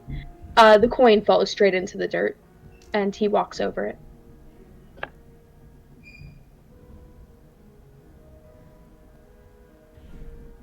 He walks over it, or did you say he picks it up? No, he walks over it. He like steps on it into Walks the over it. ground. Is like standing on it, or do you continue walking? He continues walking. Okay, if no one goes for it, Fernic will pick it back up. I think Hellebore will probably. But yeah, you with for what it you were just to, saying. like see, like what the hell this is. You pick it up, look it over, roll a history check. Oh god. I don't You're feel really like. good at those, right? Oh my god. Okay, I need a damn good reason I know what this is. I mean, that's a 19, but... I have a damn good reason for you to know what this is, because this history check wasn't to identify the metal, but to recognize it. As you're looking at it, a memory flashes back to you. Snow falling in a forest. One moment alive, one moment dead. And the figure, as you watch her drop the body of your mother, you see sheathed at her waist a dagger made from this same material.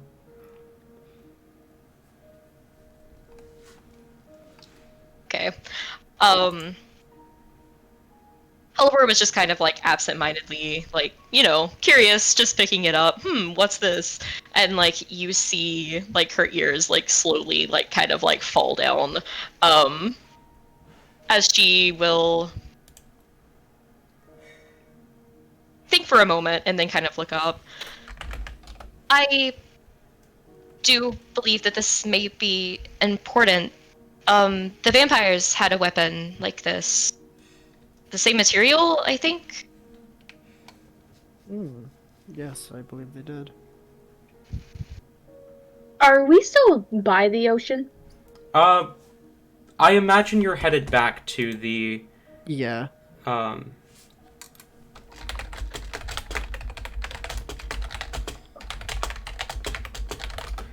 yeah, so, I imagine you're headed back towards the,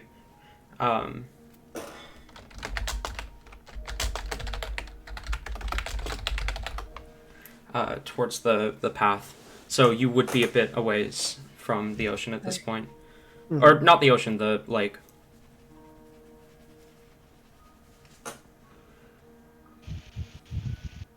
Oh my god, the cat is eating my dice. Buddy, no. Okay, give me my While we're walking, Fernic is gonna walk up kind of behind. Does Rain's get up have a hood at all? Or like Yes, it does. He wears a scarf though. He doesn't normally have his hood up. Real quick though, does Hellebore drop the coin, or does she keep it? I mean, no, with how much they're like acting like this is a big deal, she's definitely not dropping it. Is she like holding it in front of her still? Like how does she put it away? this is gonna be some my precious bullshit, isn't it? Some what She'll- bullshit, sorry, Tate? My precious. My precious. I don't think if it was on my precious bullshit, Rain would have just stepped on it and kept walking. True, but like I think it's more likely. I don't want to take away. Hey, let's thunder about it. very well. I feel like Hellebore would have spent like a little bit just like looking at it, and then she'll probably kind of carefully approach behind Rain. Rain, do you want this back? He'll kind of spin on his heel and he'll hold out his hand. for the coin. Damn. His hand, So- as he extends it, is trembling still. Honestly, seeing how he's acting and that he stepped on it, she kind of hesitates. If you want me to keep it, I can. No. Okay. She'll quickly hand it over. As the moment it is in his hand, he turns, looks towards the horizon, and throws it as far as he can. Oh, yeesh.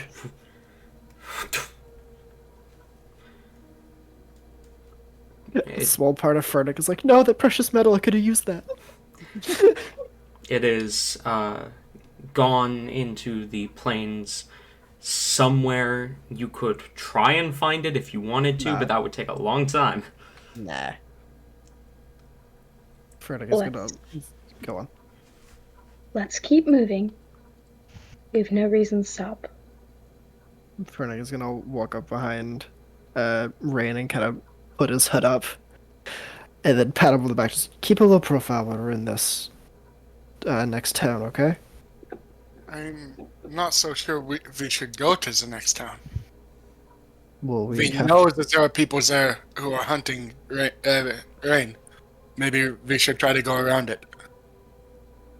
and it's quite likely that they've thought that we might go around it considering everything, so I don't believe a run-in is impossible to avoid, but I was about to suggest it. You beat me to it. Very well, go on.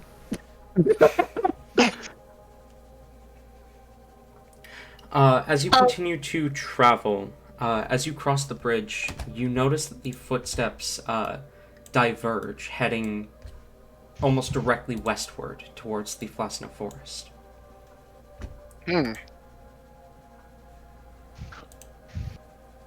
I feel like around this point, like on edge, considering that we are about to be ambushed. It almost looks like just a random thought like occurs to Hellebore, and she kind of like blinks a bit. Wait, can any of us actually fight? Do you think I carry around this just for show? And then he like motions to the spear. I am very capable of defending myself. Yes. I was gonna ask you where your normal scythe went, but conversations for other moments. Rain kind of remains quiet.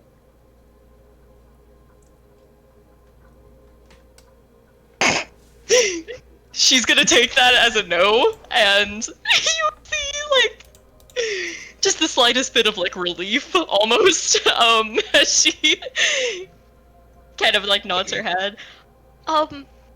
Rain, do not worry. I am in the same situation. But don't fear. I can definitely attempt to defend myself if the need arises. Do not He'll fear, kinda- I can definitely attempt. Rain kind of looking up. He's got his head down, but his eyes kind of shoot up to Hellebore, and he steps behind Vernon Oh my to god. hide from Hellebore. Behind or in front of? Behind. Vernick is his shield. Fernic, like, From Hellebore saying that she can't fight.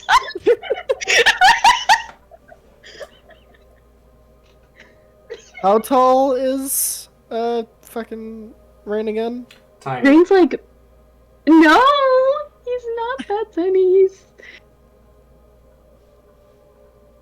Let me just edit this slightly. Makes him a bit bigger. He's 5'4". Ayla makes Rain half an inch taller every time we ask. Yeah. Do you want to keep walking, or would you like to be carried some ways? Rain stops, just dead stop when you ask that. I'm not a toddler. I never said you were, just, you know, thought the gesture would be nice.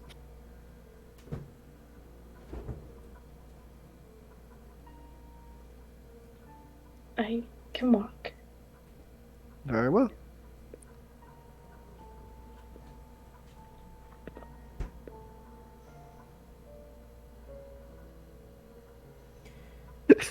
Damn. So, are you headed towards the town or the forest? Well, they're definitely in the town if the footprints are going to the forest. Wait, just like Right. real quick because I believe I would have noticed this. Talon, the book, did it say like they were going to ambush? I know it said something about the Fulsano Forest. It said that they were going to ambush the half-elf and his companions. It did not say where. Okay. Todd will speak up and say, Rain, you do not need to give details, but is there a reason these people would believe you would be in that forest?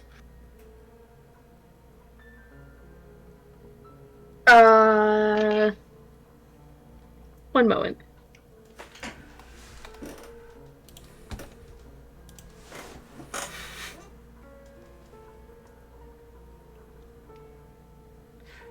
Nope. Okay. Rain kind of shakes his head. They shouldn't know where any of us are.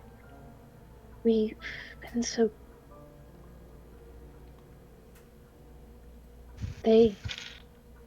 And for those around him, you can notice that there's a moment of realization.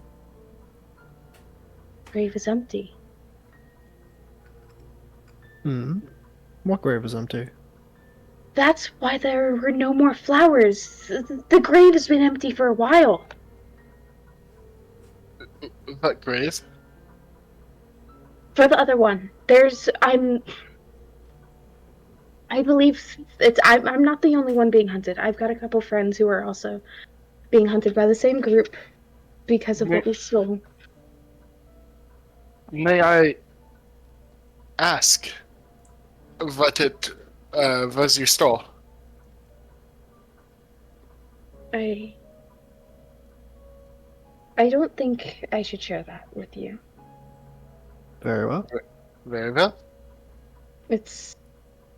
These people are dangerous, and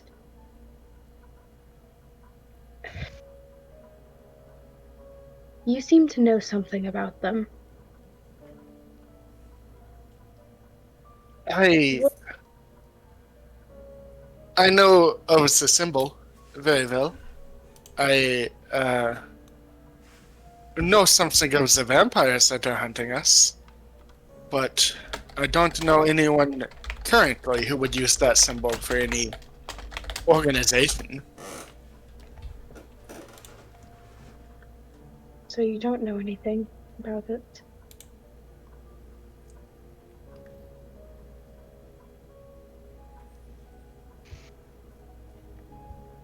I'm afraid not.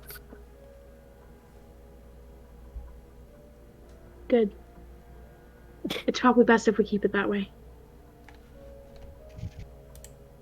Yeah, I didn't think Rain was gonna get an edgy moment. It does not help that I've had currently a cat just like purring nonstop on my shoulders.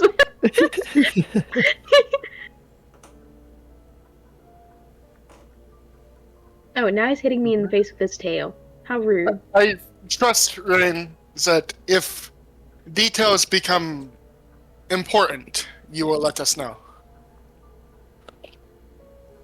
If something comes up, I will try. That is good enough for me. So, are we gonna go into town or the forest? The footsteps lead to the forest, yes? Yes, but they were coated in abjuration magic, so take with that what you will. Hellebore. Hmm? What was the other thing you grabbed? Oh, yeah. She'll again look like guiltily at Furnick as she grabs like the luck box out. It is locked, I believe, but I could try. She'll like can- kind of like flimsily like claw at the lock. I Here, do I believe can if you Huh? you may want to hurry with this. If these people have methods of tracking you, taking things from them is probably one such method. Okay. Here. Let me try. And Rain will kind of extend a hand out for the lockbox. Oh, this is going on. Fernick is going to examine the footprints more closely. Okay. What are you Hellebore will looking for specifically when you Just examine? just to see if they're real or not. Roll a survival check. I know abjuration and illusion are two separate things, but like might as well. Roll a which check you said? Survival. God, I am rolling fucking well today. Survival 21. 21.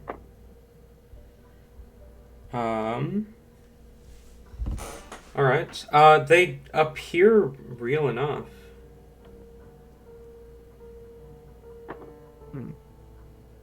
Well, the prints are real, so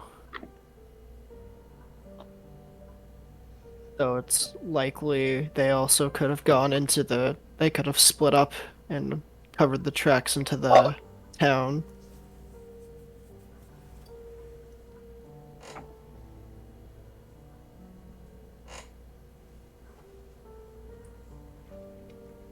Can Rain try to use his thieves' tools to open said lockbox? Go ahead and roll the sleight of hand check.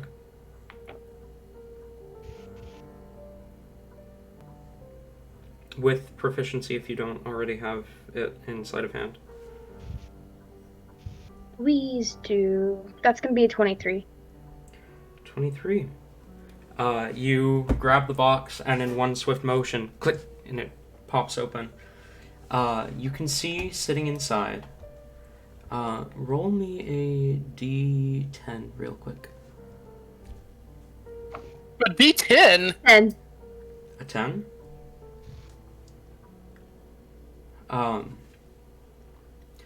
You can see sitting inside a beautiful jeweled crown. It appears to be almost like a wreath, a golden crown, or a crown made of what seems to be golden leaves. And can I get a history check from anyone who is looking at it? Okay. Don't imagine why any of us wouldn't be. 16? History, I think that's plus Just say- 0. Would Rain recognize this from perhaps any, I don't Oh, know, no, funky dreams or anything? Not from any dreams. Okay. That is a 4 for me. Dirty 20. I got a 3. Combat is gonna hit, and I'm gonna die. I'm calling it now. Dirty 20 for Fernak. You recognize this immediately. You have some history with this object. And as you're looking at it, you remember something that you had heard recently. I made it. No. That this object had been stolen about 2 months ago. The suspect was the leader of the crime gang that is centered in Oline City, the capital of the Callus Kingdom, and where you live. And it caused great panic through the city as you are staring at the royal crown. Bernick is going to close the lockbox. Is And Permit getting close to the lockbox? he isn't reaching for what's in it. He's just putting his hand on top of it and closing the lockbox. Rain will kind of jump up slightly at the sound of it closing, and he'll look up. What'd you say it was? The crown of who? The royal crown of the Callus Kingdom. It belongs to Queen Linnea Noline. However, it was stolen about 2 months ago. The main suspect being, I don't remember their names off the top of my head. I think I sent it in campaign info. Yes, I did. The main suspects being the leader of the Nocturne Spirits. This could potentially give info, actually. Though I would request we hold on to this crown for now. It is of great importance in Oline City. And for it was stolen a couple months ago by the, what'd you say, Nocturne? Nocturne Spirits, yeah. That's the main suspect. Yeah. By it is suspected to have been stolen by the Nocturne Spirits gang back in Oline. So I would request we keep it safe for the moment and not pawn it off, please.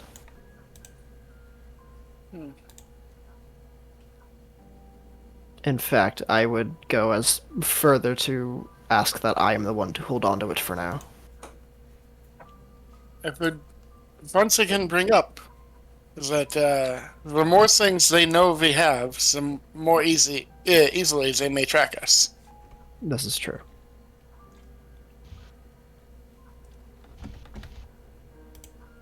Doesn't it seem a little odd that they just left this in the boat? I mean, like, they left, a quill open to where they were going to hunt Rain. I mean, yeah, I guess that's like the most recent entry, but it sort of feels intentional. It does seem staged. I will agree.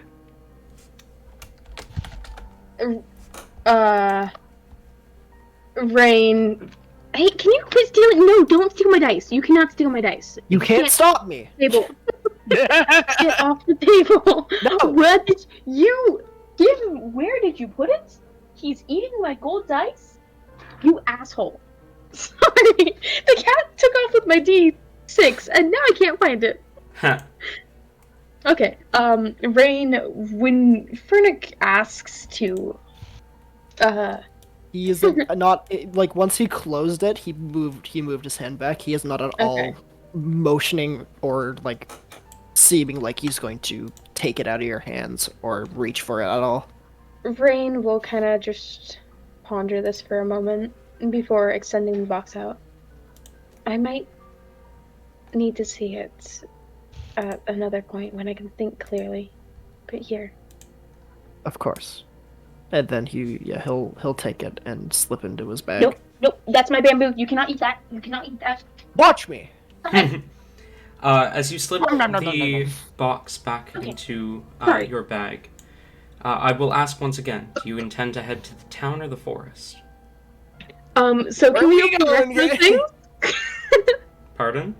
Can we look through the rest of the few other things, like the other books, yada yada yada? Sure. We're just sitting down in the middle of the fucking row. Can we actually be moving while we do this, though? Yeah. So where are you going? This is where we set up We don't go to the We don't go to the forest or the town. This is nothing. We just stay here forever.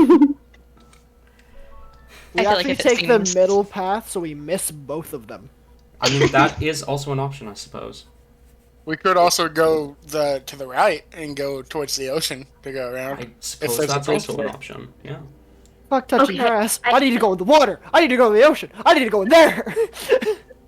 We could totally steal a boat. Pardon? Oh, no. The DM did tell us we could do whatever we want and go wherever we want, so... That is true. Yeah, you are... I was giving you... I was presenting the options between the two that you were deliberating between, but anything is an option. You could fucking turn around and go back to Yelsarin if you wanted. Fuck you, going to the Celestial Realm. Let's go to the ocean, guys. We need a beach day. We never get beach days. We need to go in the water. It's pretty early in this campaign for a beach episode. Yeah. Aw. Beach episode where Todd is wearing the exact same outfit. Like everyone else has beachwear, but not Todd. It's a night beach episode. So for Nick also, so Todd also gets to enjoy it. But where are you going? I want to end the day so we can end the session because session was supposed to end 15 minutes ago. It just seems like we're... Honestly, going to the ocean and stealing a boat seems like the best idea. Yeah, Where would you get a boat to steal? We'll walk along the coast. How's that sound? Is an We'll option. travel along the coast. We'll do that. Yeah. Actually. Okay. We'll go like Ignore over both of here. them. You travel along the coast. I presume still at a fast pace? Yeah. Yeah. So you'd be able to get a boat here before sundown. And as the sun sets and you begin to set up camp, that is where we will end tonight's session. Thank you all for coming, both players and viewers. And I will Wait. see you all. DM, we never discussed what was in the other books and boxes. We'll do that later. We will Yeah. do that Next next. session. We will do that next session. And by Uh, later, I mean right now. And let's just say we leave those items for until you guys are resting, just for continuity's sake. Okay, sounds good. Mhm. Sounds good. But yes, I will get to you later about the. We can get back to that next week. But yes, thank you all for coming. And I will see you all next week. God, you guys test my patience on it daily. You're welcome.